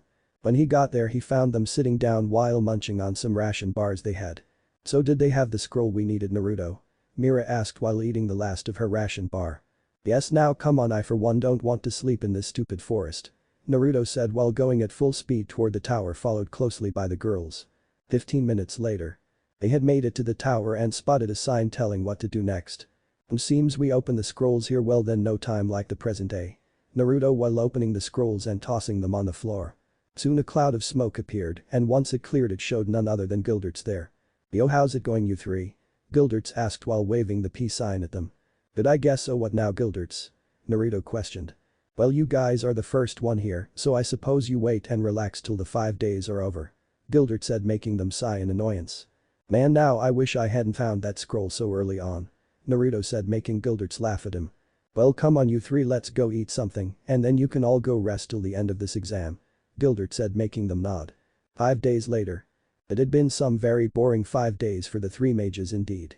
There was absolutely nothing to do for them in the tower except eat, sleep, and train a little. To their surprise the Sand team made it in almost an hour after them. After that it was the Leafs teams and other that they didn't bother remembering. Now though we find all three standing in front of the Hokage boy were Mira and Urza nervous seeing as Naruto was covered by a dark aura. Well now that the entire group of finalists are here I would like to hand thing over to the Hokage so that he may explain some things to you. The psycho bitch said. Naruto decided to tune out what the Hokage said and merely looked at his competition and boy was he disappointed when he saw no one who looked even remotely challenging. Now then I will choose the first fighter so please stand by the protector said. I'll be skipping matches until I get to Naruto's and the girls. Now then the next fighters are and soon the screen was spinning again and Naruto just watched hoping he got a decent opponent. Naruto Ragnar vs Rock Lee. When the screen stopped everyone heard a groan and looked to see Naruto have a disgusted face. Now Naruto it might be at least fun to humor them. Gilderts said making Naruto sigh and jump off the balcony. It seems Lee will win this fate is on his side today. The voice of a wide-eyed boy next to a brown-haired panda-looking girl said. Man what a bummer to be paired up against Lee who is technically the best Jujutsu user of our age. The girl said. That when they all heard laugh and when they turned to look they saw Gilderts laughing along with Mira and Urza who were giggling. What might be so funny Gilderts? A man with silver hair asked. Oh it's just that it's funny how you guys think Naruto is gonna lose. Gilderts said. What do you mean is Naruto really strong? A girl with red hair asked quiet and curious. Of course he'll win after all Naruto is far stronger than me. Gilderts said making all the kids go wide-eye at the thought of a genin being stronger than a jounin. Really then what is he doing still being a genin eh? The arrogant voice of Sasuke said. Oh that's easy you see in our village we don't classify our members by genin, chunin or even jounin. Gilderts lied. Then how do you classify them? A red-eyed woman asked getting everyone curious including the Hokage and the woman next to him who were listening in. Well we classify them by either them being no class or S-class ninja. Gilderts said making them all look at him weird that is until Gilderts continued. But there's a class above S-class that only 10 people can achieve at a time. Urza said this time. And what might this 10 people be called if I may ask? Guy said. They're called the 10 wizard saints, with the top 4 being called the gods of Ishkar, since they are so powerful they aren't considered human. Mira said making everyone sweat at the thought of these 4 beings. And you're saying Naruto is one of this 10 wizard saints? The pink-haired holler monkey said. Yup and not only that, but Naruto is the 6th Sit with our village leader being the 5th Sit, so that mean after the first 4 Naruto is the 2nd strongest human wizard saint. Urza said making them all look at Naruto and all they saw was his bored expression. Then why the hell did you guys let him join this exam if he really is as powerful as you say, then why? The silver-haired man known as Kakashi asked a little nervous. Because Naruto wanted to rise in the ninja ranks normally since he got bored of all the S-class, SS class, SSS class, 10-year and 100-year missions he would normally do. Gilderts said. SHH the match is starting. Urza said making them all look at the arena. Arena. Are both fighters ready to begin? The proctor asked. Yes Lee said while Naruto merely nodded his head. Alright then begin. The proctor shouted while leaving the field. Before anything could happen Guy shouted out to Lee. Lee remove them. Guy shouted. Hey are you sure Guy sensei you said to never remove them unless I'm in a dire emergency? Lee asked back. Lee trust me you'll need everything you've got to beat Naruto. Guy said making Lee nod. If you say so sensei. And with that Lee jumped up to the statue and removed a pair of weights. Naruto just stood there with an amused smile and waited for Lee patiently. When Lee threw the weights to the floor they created a huge crater and Naruto for once whistled at the impressive sight. That moment was the moment Lee ran toward Naruto at full speed becoming nothing but a streak. Lee's team thought it was over seeing as Naruto was busy looking at the crater than at Lee. But to the surprise of everyone when Lee went for a roundhouse kick to the head Naruto merely tilted his head and the kick missed. What'd he dodge it? Were the screams of Lee's female teammate. Meanwhile with Naruto, Lee continued trying to hit him by appearing everywhere so as to confuse him. It was to no use. Naruto just continued dodging everything Lee threw at him. Like I said back when you fought Sasuke, Lee, you're too predictable. I see everything you're gonna do that I'm starting to get bored, so please show me how a Leaf Ninja really fights, or else this match is gonna be fast and brutal. Naruto said while dodging a barrage of fists directed him. Lee on the other hand couldn't believe someone was able to dodge his attacks when he removed his weights. Lee then jumped back and took off to the side of the arena and tried to get behind him. "Sigh man, what a boring fight. I guess I finish it now since I'm completely bored," Naruto said while moving to the right slightly and letting Lee pass him just before grabbing him by the neck of his shirt and pulling him back. The result was Naruto planting his knee directly in Lee's spine and everyone heard a sickening crunch. Ahhh. The pained screams of Lee was heard all around the balcony. Naruto didn't stop there. Just before hit the ground, Naruto used his right foot to kick him up in the air, where Naruto reappeared on top of him. Naruto then took a deep breath and fired a point-blank breath attack at the defenseless Lee in midair. Lightning Dragon Roar. Naruto screamed out, and everyone was able to see a huge lightning tornado coming out of Naruto's mouth and hitting Lee dead on. Ahhhhh. Lee screamed while being hit at point-blank range. When it was all over, everyone looked to Lee to see him on the ground burned badly, and his leg seemed to be broken along with his right arm. Though what shocked them the most was that Lee was missing his left arm and his right eye was bleeding profoundly. Seems like you survived that. Well, whatever, Proctor, call the match. I won," Naruto said, and all the Proctor did was nod. The winner is Naruto Ragnar of Fairy Tail," the Proctor announced, and all he got was silence. "Lee?" Those were the shouts of Lee's team running to see if he was alive. "Oh my god, Lee, what did he do to you?" Tenten said while covering her mouth. Even Neji was shocked at what Naruto did. "This was just a preliminary match. You didn't have to do this to him," Guy screamed at Naruto. "Well, you shouldn't send weak children like him to an exam where he could lose his life. As far as I see it, I acted according to the rule of the exam, therefore I could have killed him should I wanted to. Back then he just got lucky since I was actually aiming to kill him," Naruto said, making everyone else fear fighting him. "The brother, what have you become?" the thought of one Naruto asked. "Nah Naruto, is that really you?" This thought belonged to none other than Minato and Kushina, who watched Naruto with fear at the brutal display he put on. Naruto merely walked back to his team and sat on the ground with his back against the wall. "That was so fucking hot, Naruto," Mira said while looking at him with hunger in her eyes. "Yes, even though a bit brutal, it was a very great show of strength, Naruto," Urza said while playing with the hem of her shirt since she was feeling hot under her collar again. "Yo Naruto, why didn't you kill him? I saw you there at the end. You purposely stopped the attack before it could kill him. My question is why?" Gilderts asked. "I may hate this place with every fiber of my bone, Gilderts, but I'm no murderer. But should any of them try to get revenge, well then now that's a different story," Naruto replied, hearing him a nod from Gilderts. "Hey, alright everyone, please go back up to the balcony so that we may continue," the Proctor said, making everyone go back up. "The next match will be Urza versus Tenten. Will both fighters please come down?" Tenten merely got a fire in her eyes and head down immediately. "I guess it's my turn, huh?" Urza said, but before she could jump down to the arena, Naruto told her something. "If you win, Urza, I'll take you out on a date and I'll buy you all the strawberry cheesecake you want. You hear, Urza?" Naruto said with a small smile. Urza blushed at the date comment and then got a glint in her eyes when he said he'll buy her as much strawberry cheesecake as she wants. "Be prepared to go broke, Naruto," Urza said with a mischievous smile, giving Naruto a shiver. But that Urza hopped down to the arena and stood in front of Tenten. "Are both fighters ready?" Tenten said nothing while Urza bobbed her head up and down really fast in excitement. "Well then begin." And with that, Tenten began throwing kunes, shurikens, and all manner of weapons. But they were no use against a girl with a mission. Urza merely re-equipped a pair of sword and ran straight at Tenten while cutting all her weapon. It took her only 10 seconds to get in front of Tenten, and then Urza proceeded to punch her in the face, knocking her out instantly. "Why, winner Urza Scarlet," the Proctor said while Urza got the biggest smile while chanting something about free cheesecake for life. But Naruto and the other merely smile at Urza's quick finish. "I guess if you want her to finish something fast, all you have to do is promise to buy her some cheesecake." Gilderts laughed at the fast match.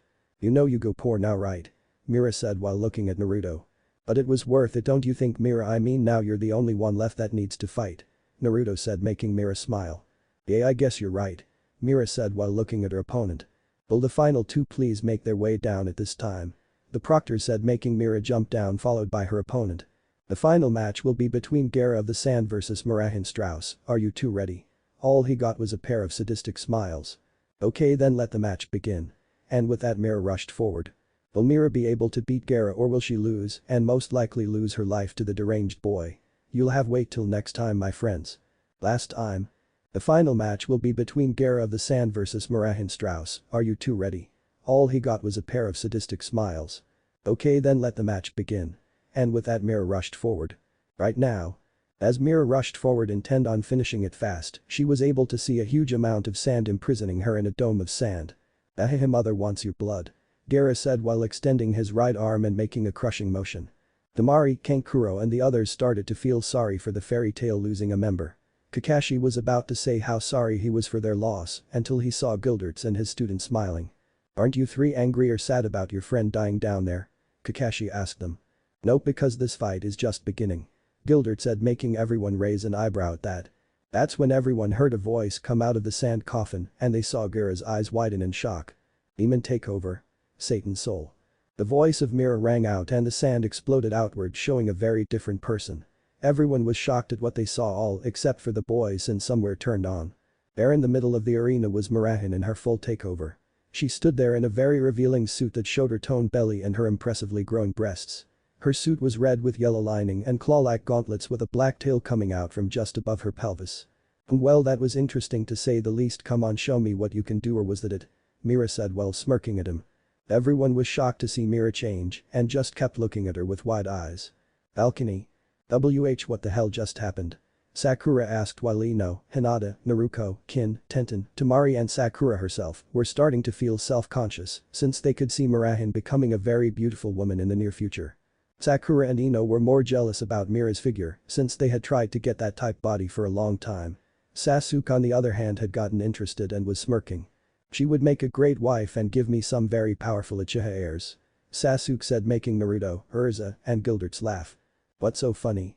Sasuke said, making everyone look at the fairy tale team. "Do you think Mira will go out with you? Hot a luck boy. Mira only likes people with power and you don't have that power," Gildertz said, making Sasuke glare at him. Everyone was looking at them like they were crazy, that is until Ino decided to ask who could possibly be stronger than Sasuke. "Really? Well, who could be stronger than Sasuke, huh?" Ino asked, getting Urza to look at her eyes. "Naruto, of course," Urza said with a smile, making Sasuke shut up when he saw Naruto look at him from the corner of his eyes. Everyone shuddered at Naruto's brutality when he fought against Rock Lee. Arena. Mira merely stood there waiting for Gaara to make a move and he didn't disappoint. Gaara sent a huge wave of sand at Mira, hoping to crush her only to fail, since Mira spread a pair of black bat-like wings and flew into the air.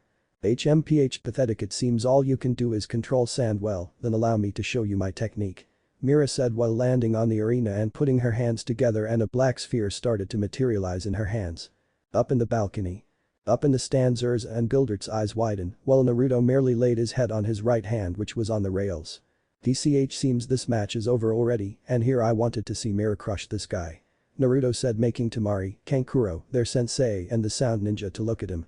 "What are you talking about? Your friend hasn't even gotten close to Gaara," Temari asked, not believing that Gaara would lose. "Watch and learn then, because Mira's next attack is killer," Gildertz said with a smile. Arena. Mira simply stood there making the sphere while smiling at her. Gaara on the other hand grew angry. "I'll show you power, giant sand burial," Gaara said while summoning a huge tidal wave of sand. Mira simply smiled while adding more power to her attack. Mira waited until the last minute before extending her arms and shouting out her attack. "Soul Extinction." Mira shouted out while firing her beam at Gaara, which surprisingly ripped through his attack and it ended up hitting Gaara full force, which caused a huge explosion. Everyone was holding their breath while waiting for the smoke to clear too. When the smoke cleared, everyone saw Mira in the air, flying like nothing happened with a huge smirk on her face. In the arena floor, Gaara lay face down with his sand sprawled on the floor and seemed to be unconscious. "DCH, I was expecting more from this boy," Mira said while land and turning back to normal. "The winner of this is Mirahin Strauss from Fairy Tail," the proctor said.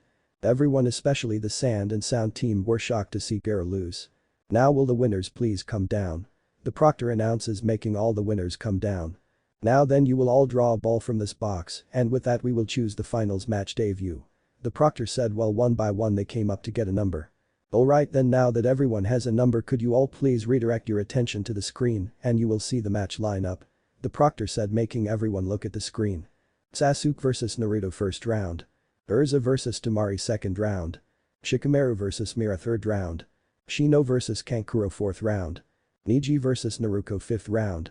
And with that the preliminary round have come to an end, so now all of you have a full month to train and get stronger for the finals, so you can all leave now to train, see you all in 1 month. The proctor said while everyone started to leave. "Nah Naruto, can we talk?" The meek voice of one Kushina Namikaze asked behind the four of them, making turn around to look at them.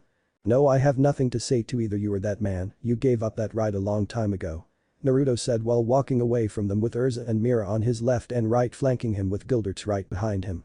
Kushina and the rest of the Namikaze family just looked on in sadness as they saw Naruto walk away. "What now, Mom, Dad?" Naruto questioned while looking down at the floor trying to keep her tears in.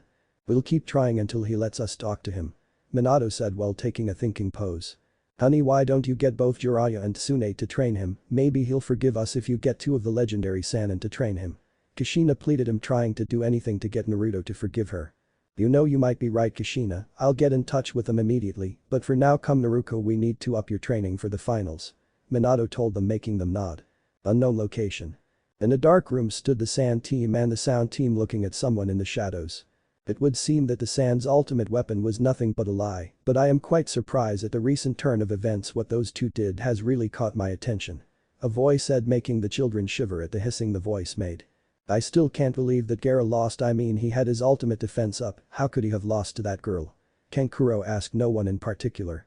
"Never mind that, I want you to be ready because when the time comes for the invasion I want you along with anyone we can spare at the time to bring me Naruto Ragnar, he would make a fine subordinate if I can get him to see things my way. Until then stay clear of him and train for the finals," the voice said just before it disappeared. "Yes Lord Orochimaru, we will do as you command," two of the Sand siblings and the only remaining member of the Sound team said. "So Kin, may we ask why you were spared by Orochimaru and not the other two?" Temari bluntly asked her. Apparently Dosu went after the injured Rock Lee to finish him off but was caught by the Anbu and took his life in order to not be interrogated. Zuko on the other hand was useless with 2 broken arms, so Lord Orochimaru made him dinner for his snakes. "As for me, well," he said, "since this Naruto person seemed to like strong females, he wishes for me to get close enough and to try and coax him into sex. Apparently Lord Orochimaru wishes to have a blood descendant of Naruto should he fail to acquire Naruto's body, so I'm basically a breeding factory now," Kin finished with a sigh. "And you're okay with that, Kin?" Kankuro asked the girl who the two of them had started to see as more than an ally and thought they were finally starting to make a friend. "I have no choice. Should I succeed and Lord Orochimaru fail in his effort to gain Naruto's body as his next vessel, then Lord Orochimaru wants a descendant of Naruto to experiment on to try and reproduce Naruto's power and even create many more like him to have as his next body, therefore he would never have to look for the next candidate," Kin said while looking at the floor sadly at the thought of possibly giving up her first child to the madman known as Orochimaru for his sickening experiments. "Well, you don't have to worry because should it come to that we'll give our lives so you can escape and go to this Naruto person. I mean, if even Orochimaru fears him, then maybe he'll be able to protect you from him, and I highly doubt is the type to abandon his family. I mean, look at him, he may be fucking scary and powerful, but when it came to those 2 hot girls around him was always keeping close as if keeping an eye out for them," Kankuro said since this was the first time he was able to make a friend. "Kankuro is right, so don't worry if you do succeed in getting pregnant by Naruto, we'll be there to protect you no matter what," Temari said while brandishing her big fan. "Thank you, you too," Kin said with a small smile at finally making some new friends beside a certain foul-mouthed girl. "No problem, now come on, we have to rest and start our training tomorrow for the finals." And with that Temari and the other two walked away from the dark room to head back to their hotel room. 4 days later. It had been 4 days since the end of the preliminaries, and Naruto and his team were hard at training in a secluded part of the leaf away from everyone. They knew they could handle anything, but they wanted to make sure to humiliate their opponent. It didn't help that Naruto was able to fight first against the supposedly Prince of the Leaf, since he was the last Uchiha. On the other hand, was eager to fight against a genius and see was this Shikamaru Nara was made of. Urza was mad that they would get to fight Leaf Ninja while she was stuck fighting a wind user who, as she said, wouldn't even last 5 seconds unless she let her. Now here they were, the 5th day of training, and Gilderts and Naruto were watching Urza and Mira duke it out in a spar. Gilderts then, without looking at Naruto, began to speak to him. "Naruto, there's exactly 5 people watching us about 500 feet north of here, what should we do?" Gilderts asked Naruto, who simply looked in the direction that Gilderts said and answered. "Hum out you 5, I know you're there," Naruto exclaimed loudly so the 5 people could hear him. His yell made both Mira and Urza stop and look at him. That's when they noticed Naruto's biological family, along with a man with white hair that reached his waist and a blonde woman that had the biggest pair of tits the two had ever seen. Once the 5 of them were within speaking range, Naruto just stared at them and decided to talk first. What do you people want, can't you see you're interrupting our training session? Naruto said, making his parents look down sadly while the other two glared at him. Hey brat, show a little respect to your parents. The blonde woman said. I wasn't speaking with you, old hag. Naruto said, making the blonde woman gain a tick mark on her forehead and send bloody murder through her eyes. Whoa there kid, calm down, that's no way to speak to your new teachers. The white hair man said with a huge grin. Then Naruto, this are Jiraiya the Toad Sage and Tsunade the Slug Summoner and renowned medic Nin, and they are two of the legendary Sannin of the Leaf, and we thought that to show you how sorry we were, we asked them to train you for the finals. Minato said sheepishly. HMPH, I have no idea who these two old fossils are and I do not wish to have them train me, they can't teach me anything of use to me anyways, so take them with you and leave, I'm far stronger than these two wannabes anyway. Naruto said, making Jiraiya and Tsunade go shocked and angry at this kid actually saying he was stronger than two of the Sannins. Kid, who do you think you are to say something so ridiculous? Tsunade said, but soon got a weird look on her face. Tell you what though, I'll humor you and let you have a match against me. If you win, we'll leave you alone, but if I win you'll train under us and spend time with your mother and father. Tsunade said, and Naruto merely looked at her and then at his team and sighed. If you wish to be humiliated by me then fine, I'm ready when you are. Naruto said after his friends moved to the sideline along with Jiraiya and the Namikazes. Well, guess you'll get to spend time with your son after all, Minato, because Tsunade is going to wipe the floor with him. Jiraiya laughed and Minato merely looked on and hoped Jiraiya was right. What followed soon wasn't worth calling a fight since Naruto rushed forward and delivered a devastating blow to Tsunade's chin, and Naruto soon followed through by grabbing her leg and slamming her back to the ground. Tsunade was able to get up and jump back, but Naruto was faster and closed the distance in a second. White Dragon's Holy Breath. Naruto fired a point-blank extremely weakened breath attack at her exposed stomach and followed it up with a lighting attack. Lighting Dragon Soaring Lighting. Naruto shouted while landing a lighting-covered head, but Tsunade couldn't even defend, let alone counter, since Naruto was keeping up his attacks, leaving only a fraction of a second open, which wasn't enough for her. Jiraiya and the Namikazes were shocked to see Tsunade, the supposedly strongest woman in the elemental nation, get battered around by their own son like it was nothing. Wow, what the hell is going on here? Why is Tsunade losing? She never loses except in gambling. Jiraiya was terrified since he had no memory of Tsunade get beaten up this bad. They then saw Naruto preparing another attack and from the looks of it, it was gonna be huge. Dragon Slayer Secret Arts. 100 Lighting Strike Dance. Naruto bellowed and just when Jiraiya was gonna jump in and stop it, the technique struck home. All they could hear was Tsunade's screams of pain and agony. When it was over, which took a while considering it was called the 100 Strike Dance for a reason, Jiraiya and the others ran toward Tsunade and found her alive but badly injured. Be gone from my sights all of you, you aren't even worth the workout. Naruto said while walking away with Urza, Mira and Gildertz not far behind him. Minato, come, we need to take Tsunade to the hospital fast. Kushina said, gaining a nod from the blonde. Right, come on, I have a marker there, so everyone hold on. And with that the five of them disappeared in a yellow flash. With Naruto. So what now, Naruto? Gildertz questioned him as they walked back to their hotel rooms. We keep training and then on the finals the three of us will show everyone the power of Fairy Tail and show them how more powerful a mage is than a ninja. Naruto said, making them nod. Well, let's hope that in the day of the finals these ninja give us a good challenge. Mira gleefully announced. HMPH, I highly doubt any one of them will be much of a problem to us. Urza said, and then she remembered something. Naruto, you still owe me cheesecake and you said I could have as much as I want, so come on, we're going shopping. Urza said while grabbing his right hand and running off. Oh hell no, you're not taking my Naruto from me. Mira shouted while running after them. Haha, it's only a matter of time before they get together. I don't know whether to be proud of Naruto or to worship him, his one lucky bastard, for managing to snag two future S-class beauties in the making. Gildertz said while giggling perversely at the mere thought of what he would do with two girls, should he ever get them. Time skip day of the finals. Naruto, Urza, Mira and the rest of the finalists stood at the center of the arena, waiting for the proctor to arrive and begin the finals. It took nearly 10 minutes for the proctor to arrive, and Naruto grew suspicious when it turned out to be someone new. Welcome everyone to the Chunin exam finals. The proctor announced, getting the crowd to roar in excitement. Naruto tuned out the rules and everything else and decided to wait for his match to begin. Will Naruto, Ragnar and Sasuke Uchiha please stay while everyone else head to the stands? The proctor announced, though only Naruto was seen, making everyone else wonder where Sasuke was. Stands.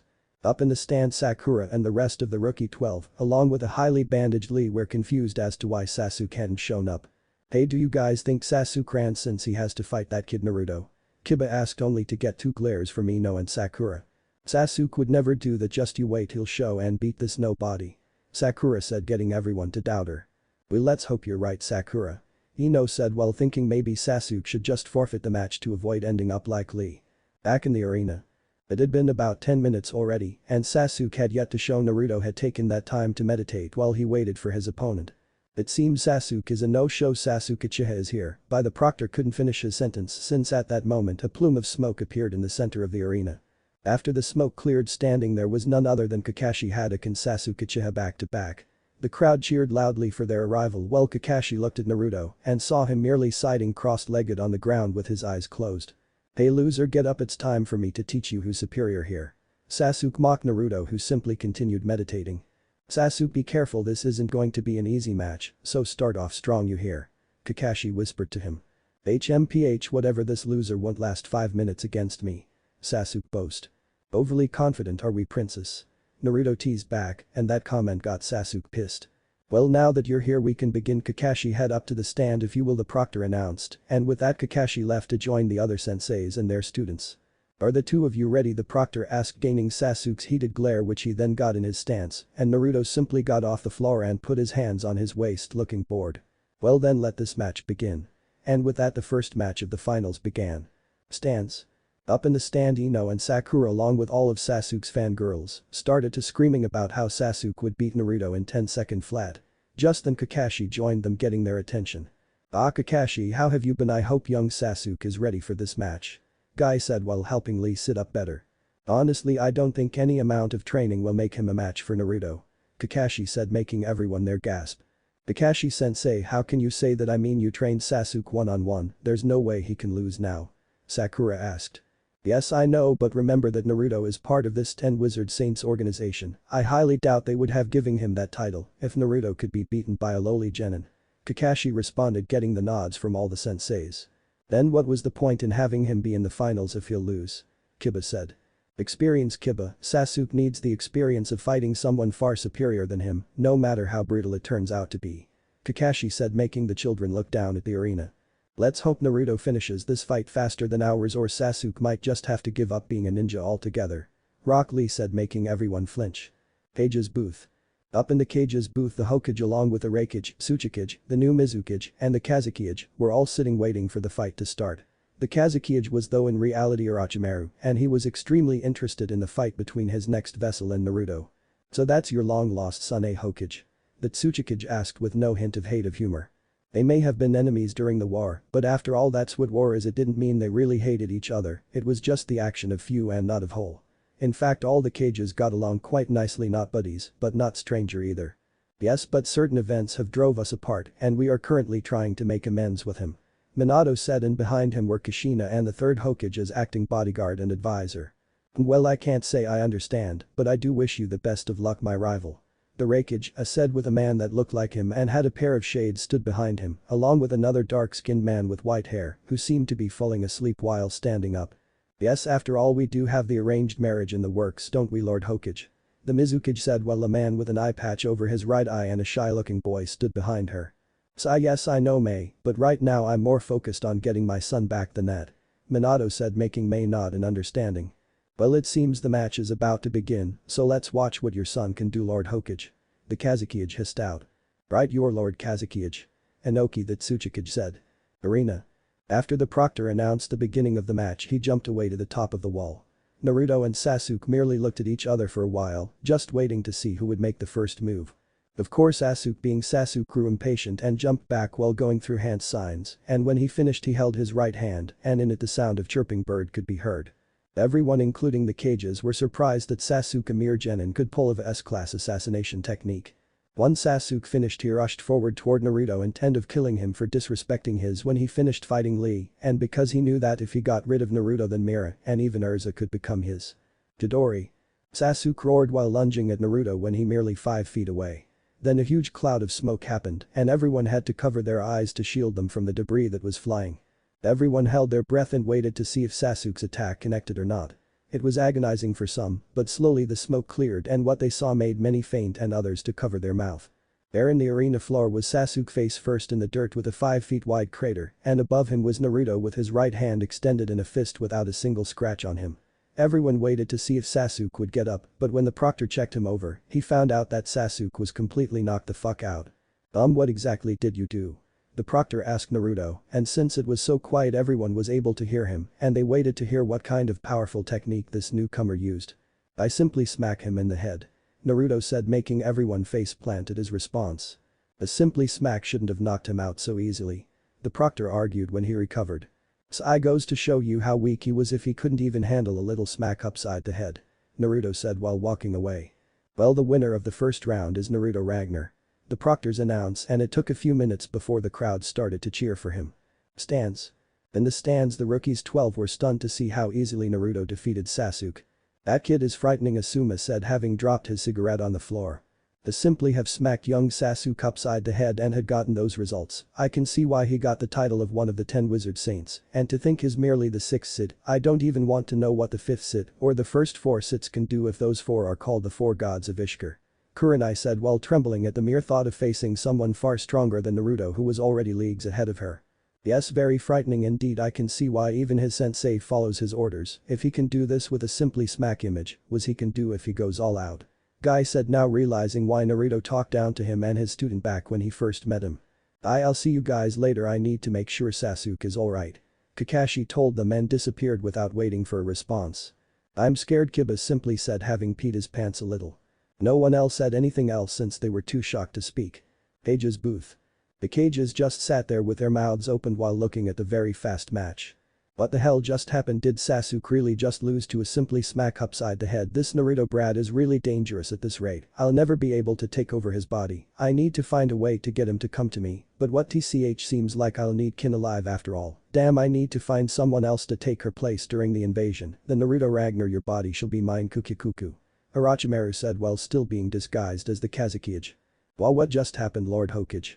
the Mizukage asked while looking at Naruto walk back to the competitors' stands. "I'm at a loss for word to Mizukage," Minato said while looking at the crater Naruto made and wondering if he had been holding back when he fought against Tsunade. "Your son is very interesting indeed, Lord Hokage." The Kazekage gave his opinion about the whole ordeal. "Indeed he is, Kazekage dono, indeed he is," Minato said while regaining his composure.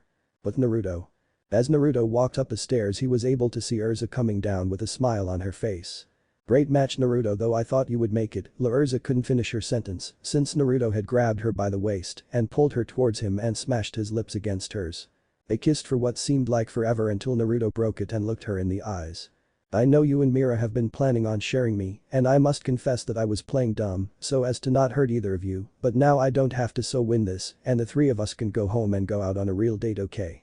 Naruto said, making Urza blush and nod. "Oh, okay, I'll win, but you better go and tell Mira as well. One last kiss for good luck," Urza said nervously since she's never done something like this. Naruto simply kissed her for a good 15 seconds before letting her go and watched her go to the arena. He noticed that Urza was putting a little more sway in her step and couldn't help but watch her amazing behind as she walked away. When she was out of sight he ran up the step and saw Mira looking at the arena board. He noticed everyone else also looking at the arena and so went up to Mira and grabbed her hand before dragging to a dark corner. Mira was confused at Naruto's sudden intrusion but wasn't able to say anything since, like Urza, he simply pulled her and kissed her. Mira didn't care what his reason was for doing this, so she simply wrapped her arms around his neck and deepened the kiss. When they broke apart Naruto looked her in the eyes and saw her dazed from the kiss, so he simply chuckled. "Wow, what was that for, Naruto? Don't get me wrong, I'm not complaining, I'm just curious is all," Mira asked while licking her lips, trying to taste him on her lips. "Like I told Urza a few minutes ago, I know about your attempted of sharing me and well, this is my way of saying I'm okay with it," Naruto answered her before kissing her again, making her blush a little but otherwise accept the kiss. "Now come, once we finish up here we'll go home and the 3 of us can go on a real date, okay?" Naruto told her. After breaking apart all he got was a nod and a dreamy-faced Mira. Mira, let's cheer Urza so she can finish up faster so we can go home," Naruto said, making Mira snap out of her trance and nod. Arena. The smiling Urza could be seen standing in front of Temari, which scared Temari a little. "Are both fighter ready?" the proctor asked before getting a yes and put his arms in the air. "Then begin." And with that both girls launched at each other ready to fight with everything they had. Who will win the match, and will the fairies be dragged into the invasion or will they abandon the leaf to their fate? You'll have to wait till the next chapter, friends. Last time. Arena. The smiling Urza could be seen standing in front of Temari, which scared Temari a little. "Are both fighter ready?" the proctor asked before getting a yes and put his arms in the air. "Then begin." And with that both girls launched at each other ready to fight with everything they had. Now Arena. Urza ran toward Tamari intent on finishing it like she did with the panda-haired girl. Just when she was within striking distance, Tamari sent a blast of wind at her, sending her flying back. Urza was surprised at this and looked up and saw Tamari with a huge fan out and smirking at her. "What's the matter, Red? Can't get me? I'm not like the weakling leaf girl with the panda ears who you can just punch and be done with it," Tamari said, unknowingly causing Tenten to glare at her. Urza looked at the fan and saw that this girl was a wind user, so Urza merely smiled and re-equipped into her Heaven's Wheel armor. When Urza finished, every single man and boy blew back because of a massive nosebleed, since Urza's choice of armor was very revealing. What's that armor gonna do, huh? As long as I stay away from you, that armor is pointless," Tamari said while jumping back and firing a blast of wind. Urza just stood there, and when the wind was within 5 feet of her, everyone saw Urza smile. Tamari was surprised that Urza was smiling despite the situation she was in, but she soon found out why Urza was smiling. When the wind was directly in front of her, Urza sliced the wind in half, making everyone's jaw hit the floor. Stands. Up in the stand, the rookies and their senseis were looking on at the battle with excitement, but that soon changed to shock at seeing Urza slice the wind in half. She cut the wind in half. Sakura screeched, making a lot of people cover their ears from the sheer loudness. "No way, how's that even possible?" Tenten asked while looking at the two fighters in the arena. "That is mighty impressive if I do say so myself," Asuma said while lighting up another cigarette. "Yes, but I can tell that she doesn't possess the same kind of power as Naruto," Kurenai said, making the entire genin look at her. "What do you mean, Kurenai-sensei?" Kiba asked her while looking at her along with all the other genin. "Well, when I see Naruto, I instantly start to tremble at the power that rolls of him along with Gildert's, but when I look at Urza and Murahin, I feel nothing, which tells me that this two are nowhere near the same level as Naruto and their sensei," Kurenai said, making everyone look surprised at that. "Then what are they doing in the same team as Naruto and their sensei?" Ino asked while looking at the two girls.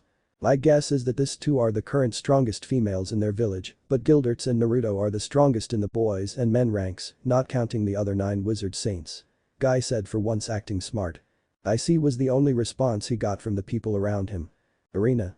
Back in the arena, Tamari was starting to have a hard time considering that Urza merely sliced up any wind-based attack she sent her way.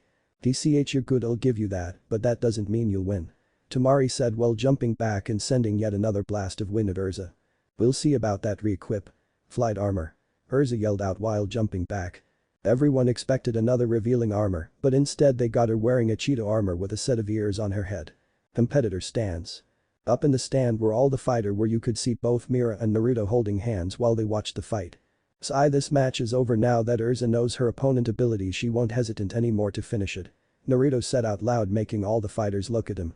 "DCH, it seems she's actually good for something after all," Mira said while snuggling closer to Naruto, much to the other fighters' peeve since Naruto was able to snag a hot piece of ass like Mira. Naruto didn't respond since he was fixated on the outcome of the match that was about to end. He knew that the invasion would begin depending on the outcome of this match. "Get ready, Mira, if Urza wins here, the invasion will begin," Naruto whispered to her, making her nod without changing her expression. Arena. Tamari got ready for anything since she knew that no matter what, the invasion would begin after this match. "I'm truly sorry for this," Urza said, making Tamari lose focus for only a second before her vision was filled with a fist. Everyone was shocked at the speed that Urza revealed, because 1 second she was on the other end of the arena and the next she was right in front of Tamari. Everyone was witness to Tamari flying back from the force of the punch, and just when she was gonna hit the floor, Urza appeared and kicked her up into the air. Urza followed up with a massive choke slam from 5 feet in the air directly into the ground. The mere force of it allowed Urza to make a crater, but Tamari refused to lose and jumped back, trying to gain space. Her attempts were for naught because Urza appeared right behind her and with a pair of swords slashed her in the back in an X fashion. Though luckily her fan was there to protect her, the unlucky part was that her fan was destroyed in the process. Tamari knew that without her fan she was weaker since she had trained mostly with her fan, not believing she would ever be without it. But now fate had shown her how wrong she was for ignoring her sensei's words about practicing without it. "Now then, without your fan you don't present much of a threat, so what will you do now, eh?" Urza asked while putting her sword in a cross position ready to deliver the finishing blow. "I surrender," Tamari said with her head down in shame since she hated to admit defeat to anyone. Just when the proctor was about to say who the winner was, an explosion happened in the cage's booth and in the audience feathers started to rain, making everyone but the most experienced ninja fall asleep. With Naruto. As Naruto saw what was going on behind him, a group of 10 sand jounin appeared and lounged at him in an attempt to grab him. What happened next no one was clear since they never saw Naruto move, but yet all the sand ninja dropped dead. Mira, let's go, I wish to play with Orochimaru a bit. Naruto said, making Mira nod before jumping down to Urza. Arena. Urza was currently surrounded by no less than 20 sound ninja. As she looked around, she saw one of them hand Tamari a new fan. It looks like we win after all. Tamari cockily said before she gasped at seeing all the ninja around her get hit by what seemed like white lasers. Holy Ray. The voice of Naruto was heard from above, making Tamari pale at the thought of fighting him. Wrong, you are my desert torn, though I am not gonna hurt you since I have a bigger fish to fry than you, so we'll be taking our leave now.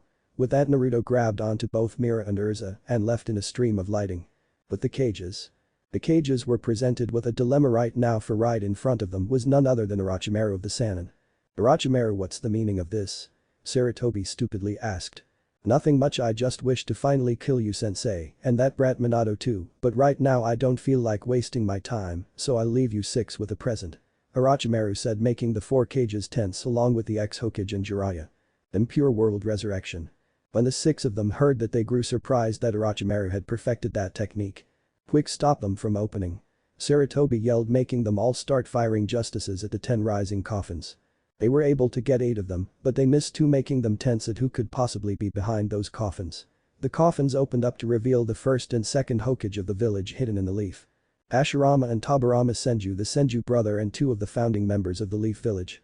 Ashirama sensei, Tobirama sensei, I have failed you. Sarutobi said sadly at the thought that his own prized student did this. Before Orochimaru could start gloating, everyone heard a voice ring out through the enclosed barrier.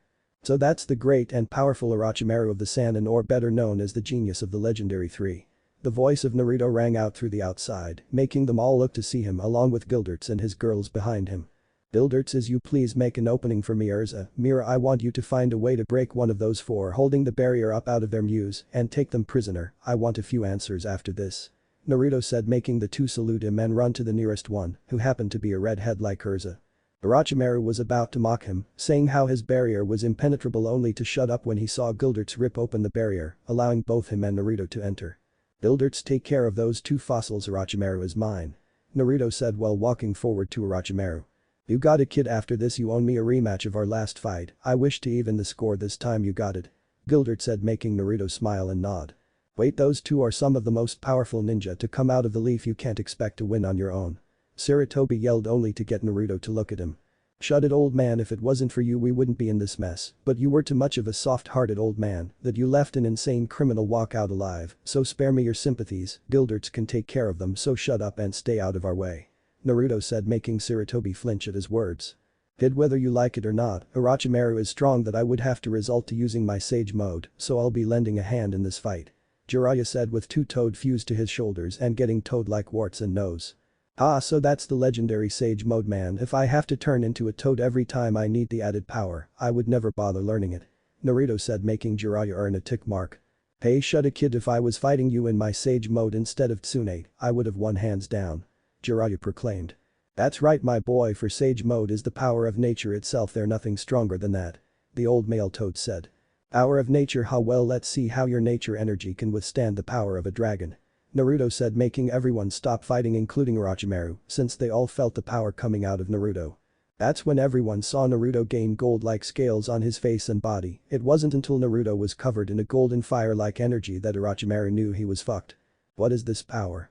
I have never felt anything like this, it feels 10 no 100 times stronger than Jiraiya's Sage Mode. Orochimaru along with everyone else thought. Wow, what is this power? The old-looking toad asked, scared, since when everyone looked at Naruto all they saw was a huge scale-less dragon roaring at them. This is the ultimate technique of a dragon slayer, this is Dragon Force. Naruto said while running toward Orochimaru at blinding speed. Orochimaru didn't even have time to dodge, and because of that Naruto landed a fire-covered fist in his stomach, making Orochimaru for the first time in a long time, spit out blood. Fire Dragon Iron Fist. Naruto followed it up by landed in front of him and firing a point-blank roar. Holy White Dragon Roar. The roar pierced Orochimaru's stomach and chest, making him spit out a huge amount of blood.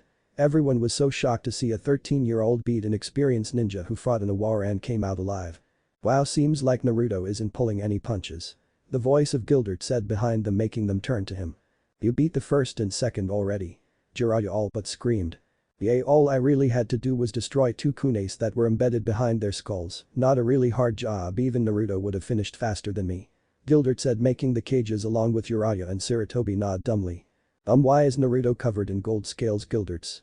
Minato asked, wanting to know what exactly happened to his son. Oh, you see, your son is what we call a dragon slayer, and currently he is in what they call the dragon force or the ultimate dragon slayer technique, since in this form they wield the actually power of a dragon. Gildert said, and before they could speak Gilderts went over to the place Urza and Mira were trying to get a hold of the redhead. Gilderts put his hand over the place where the redhead was, making her pale and sweat. Before their eyes, the place where his hand was completely disassembled into little pieces before the whole barrier disappeared. Gilderts grabbed the girl and threw her towards Mira and Urza and walked back to the others. There, now your men can take those other three into custody. Gilderts told Minato before turning back to the one-sided fight of Naruto and Orochimaru. Gilderts, where did Naruto learn this dragon slayer techniques from, if I may ask? Minato asked just in time too, since Kushina and Naruto landed next to him and were able to hear his question. Where did brother learn all this stuff from? Naruto asked, trying to know a little more about her estranged brother. Probably from a dragon like every other dragon slayer did. Gilderts answered, making everyone raise an eyebrow. Why would a dragon teach someone an art that could kill them?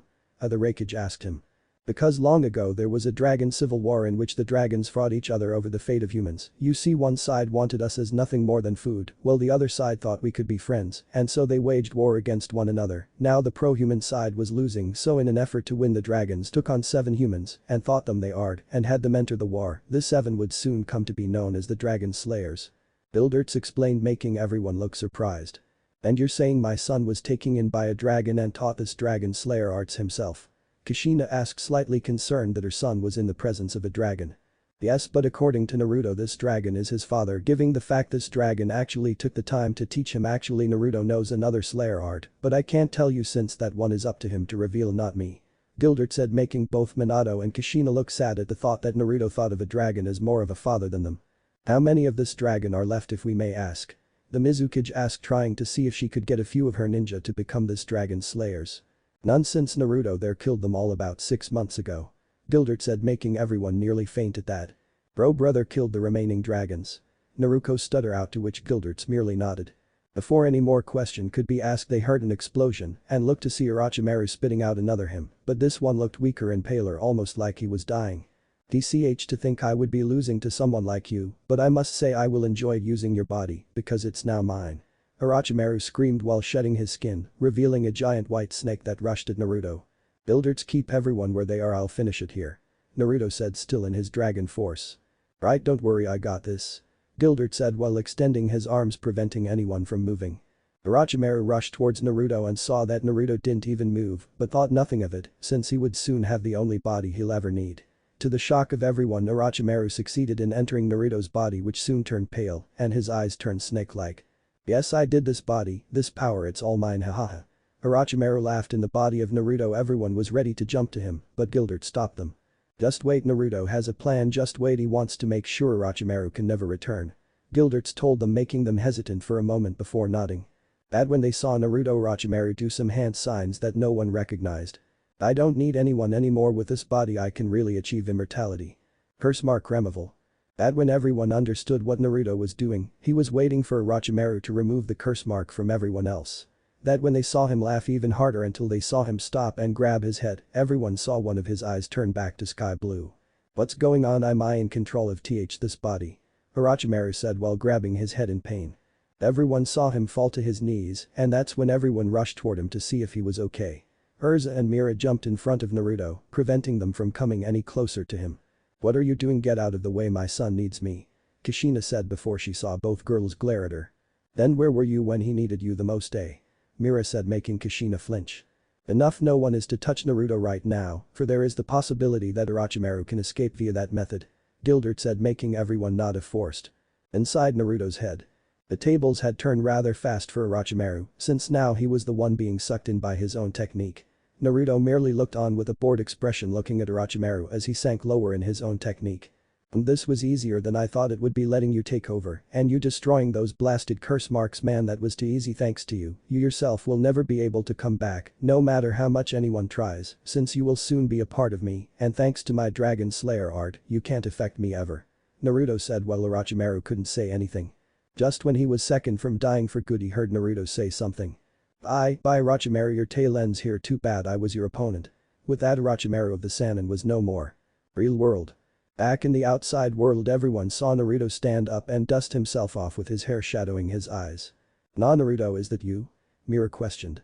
"Yawn, yeah, it's me, don't worry, Orochimaru is gone for good now," Naruto said, making both Urza and Mira hug him tightly. But that the invasion ended when the word that Orochimaru had finally died went around. Everyone single sound ninja ran away, not wanting to be here anymore, since without Orochimaru they knew they would lose.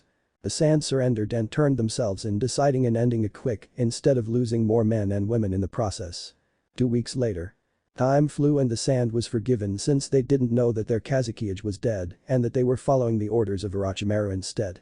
Naruto and his group were constantly asked to come to the council, but they ignored it every time, not wanting to deal with those old farts, as Naruto once said.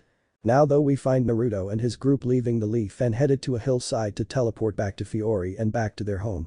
Just when they had stepped out of the village they all heard footsteps and turned around and saw Naruto and her parents running up to catch them. "Brother, wait, please stay, we're really sorry, so please stay here and allow us to make it up to you, please," Naruto said while bowing her head to her brother of all people. "No, I already told you I only came here to become a chunin, and that's it. From now on our paths will never cross, so I will never see either of you again, so this is the final time we'll ever see each other again, goodbye Naruto." With that, Naruto left with his group, leaving behind the crying mess of the Namikaze family. Hillside. The group of 4 made it to the hillside, where they found Naruto's adopted parents there along with 2 girls who were glaring bloody murder at Naruto. Now you two don't make those faces or your face will stick that way," Lily said, making the 2 look down and mutter sorry. "Great, now then come Mira, Urza, Gilderts and of course Daiya and Kin, let's head back to Magnolia," Naruto said, making them nod. "You better not have lied about this place taking us in," Daiya said, trying really hard to leave behind this life and to try and forget ever working for a man like Orochimaru. "Don't worry you two, Master Makarov is very accepting in who he lets into the guild," Naruto said, making the girls nod. "Well fine then, let's get on with it, I don't have all fucking day," Daiya said with a small shiver of hope. "Mom, if you please send us back to Magnolia," Naruto said, making Lily smile and nod. "Next stop Magnolia Town," Lily said. But that the 8 of them disappeared in a flash of light. Fairy Tail Guild Hall. Back in Fairy Tail everyone was doing their usual routine of drinking, fighting and taking on job requests. That is until a light blinded them and made them get into a fighting stance. When the light died down, there in front of everyone was none other than Naruto, Urza, Mira, Gilderts, Lily, and the Ball of Light Ragnarok along with 2 others. "Hey guys, guess who's back?" Naruto waved with his trademark foxy grin, making the entire guild roar in happiness at their arrival. "Naruto. My boy, welcome back," Makarov yelled out while coming up to him and giving him a grandfatherly smile. "I hope everything was put in order?" Makarov asked, gaining a nod. "Great. Well, just one more thing, my boy, who might those 2 young girls be?" Makarov asked, getting the 2 girls to walk forward and present themselves. "Name's Daiya, don't forget it, old man," Daiya said with a smirk. "My name is Kintsuchi, Master Makarov," Kin said with a small bow. The girls in return got a hearty laugh from Makarov and he waved them off. "No need for formalities, my young ones, but allow me to introduce myself. My name is Makarov Dreyer and I am the current 3rd master of Fairy Tail," Makarov said while smiling at them. "So do either of you wish to join Fairy Tail?"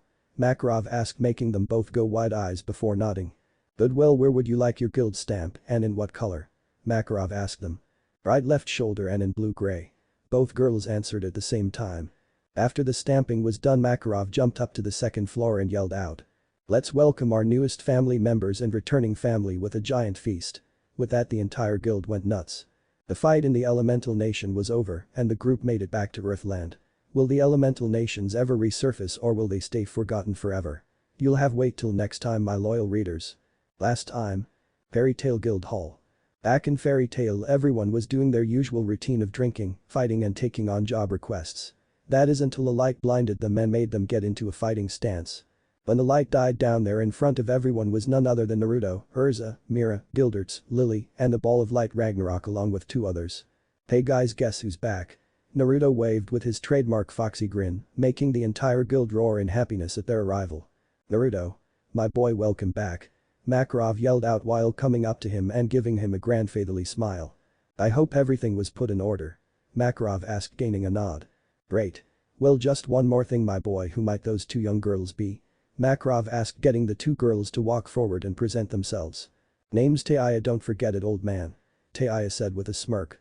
"My name is Kintsuchi, Master Makarov," Kin said with a small bow. The girls in return got a hearty laugh from Makarov and he waved them off.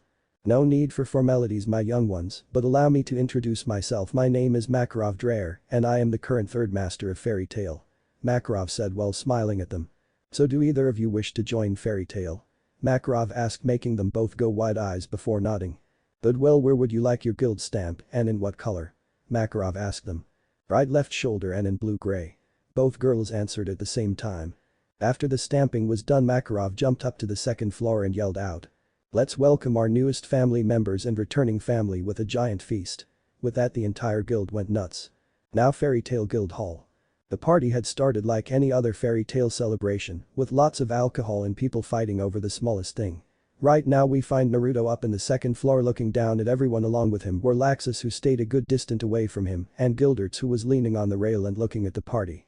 Hey Naruto, don't forget our little agreement, hey, you and me, one-on-one, you hear? Loser has to do whatever the winner wants. Gildert said while smiling at his friends enjoying themselves. Yeah, I know we'll fight later, but not right now, since I have to think of a place to take both Mira and Urza for our first date. Naruto murmured out while looking at the two girls. Both girls were currently beating the shit out of everyone without mercy. Naruto merely looked on and saw both Taiya and Kin also in the fight. Taiya seemed to enjoy it more than Kin, if her million-watt smile was any indication. Kin seemed confused about the way Fairy Tail partied and was seen mostly dodging attacks instead of delivering them. Naruto also noticed that his parents had already left and was a little sad since they didn't even bother to say goodbye. As Naruto continued to survey the fight, he noticed that even the master was joining the party, if him having a drinking contest with two of the older men in the guild was any clue. Hey Laxus, what about, you got any girlfriend yet? Gilderts teased the older blonde with a troll face. TCH, they would only slow me down. Laxus said while looking away and staring at the S-class request board. Sigh, sheesh Laxus, you should go out and enjoy life. I mean, we humans never know when our last day could be, so why not enjoy it while it lasts? Naruto asked him, only to get a pointed glare, but nothing more, since Laxus was weary of Naruto since the first time they met and Naruto beat him. First floor, Urza and Mira. Down on the ground floor, both Mira and Urza finished their little disagreement and were sitting down at the bar, waiting for their order to come. So Naruto asked you out too, huh? Mira stated more than asked. Why yes, he did, after he kissed me, that is. Urza said, remembering the kiss she shared with Naruto. You too, I knew he was a good kisser from the time we kissed him when he made S-class, but damn, that kiss almost had me wetting myself in pure pleasure.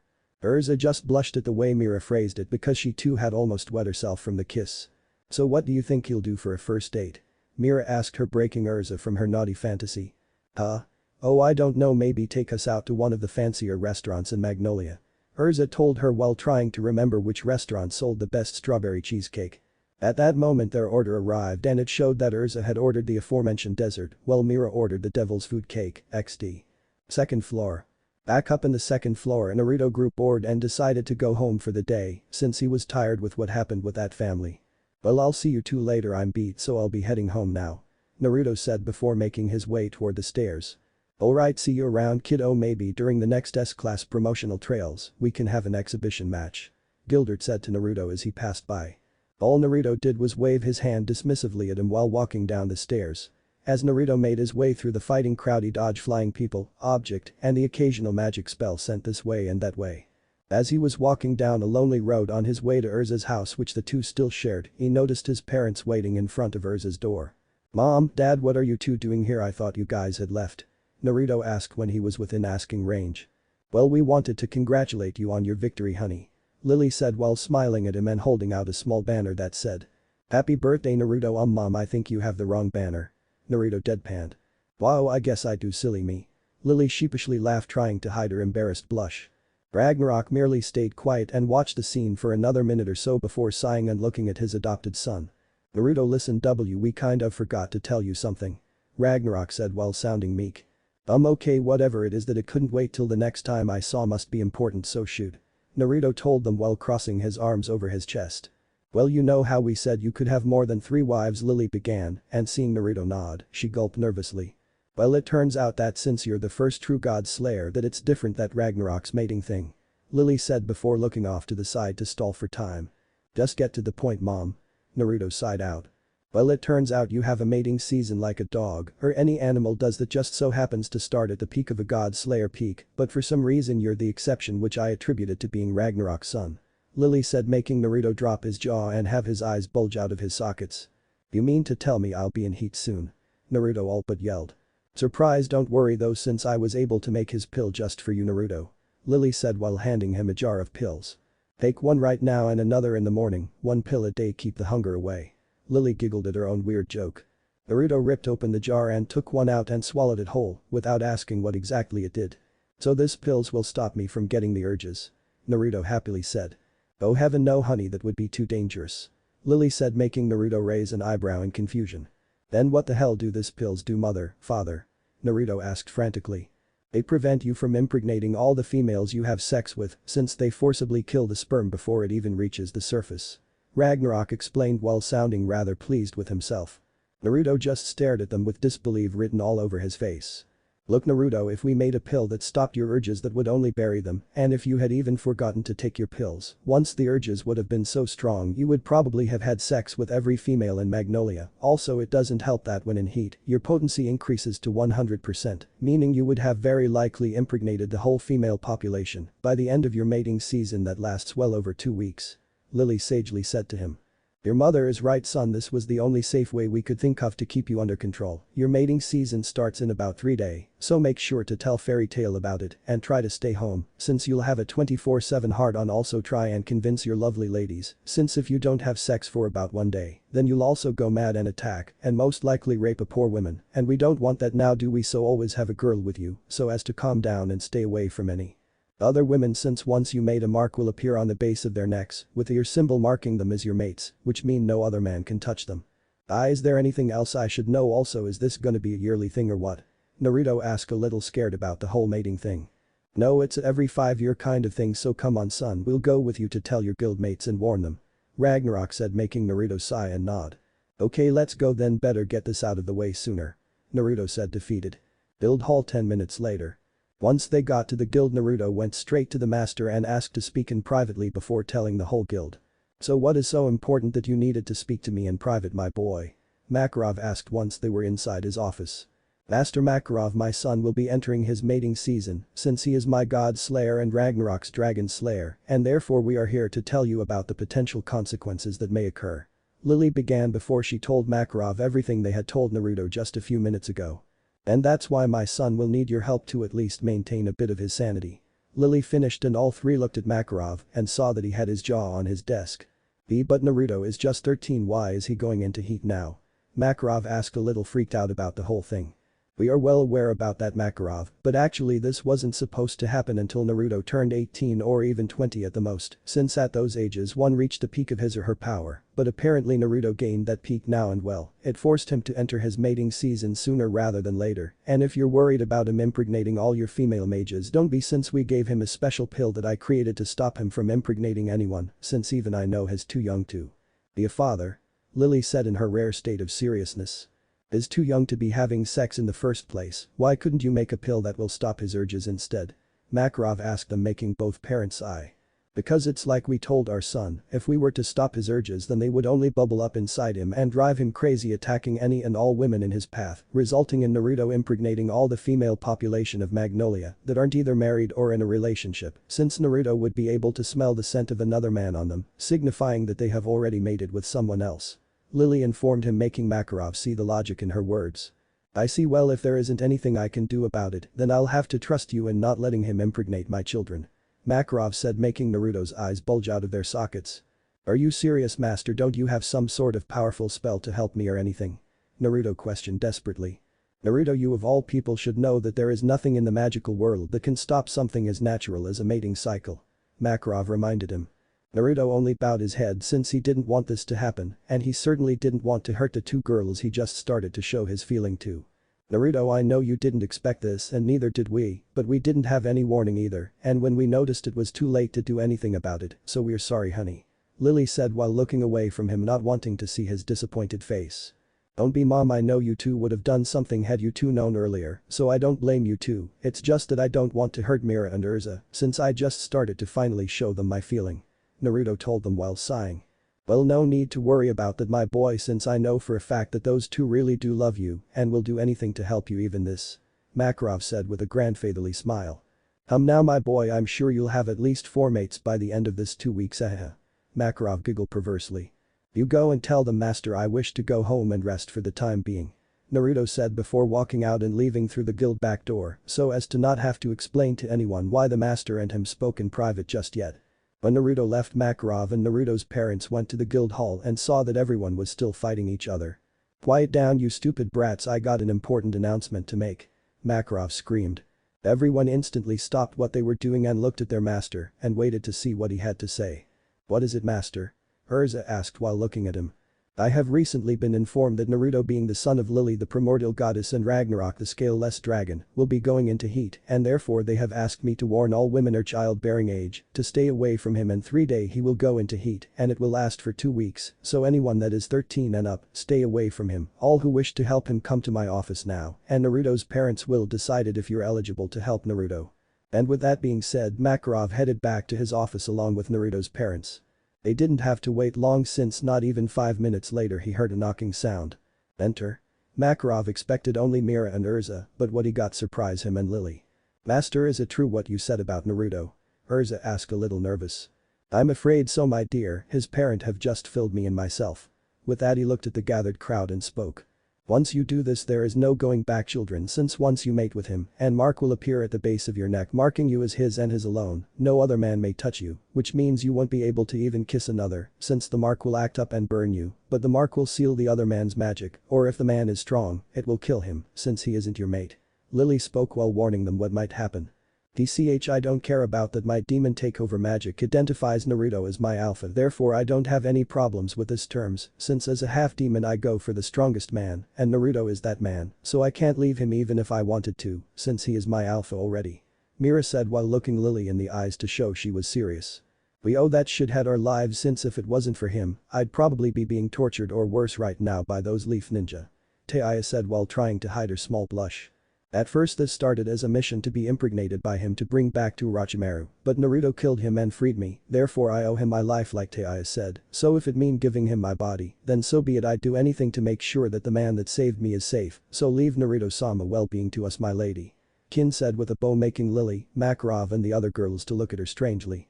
"I too owe him, Lady Lily, since your son saved me from a life of loneliness and he made it worth living. I would do anything to help him out, so leave it to the 4 of us, ma'am," Urza said, making Lily smile at the girls that were willing to help her son.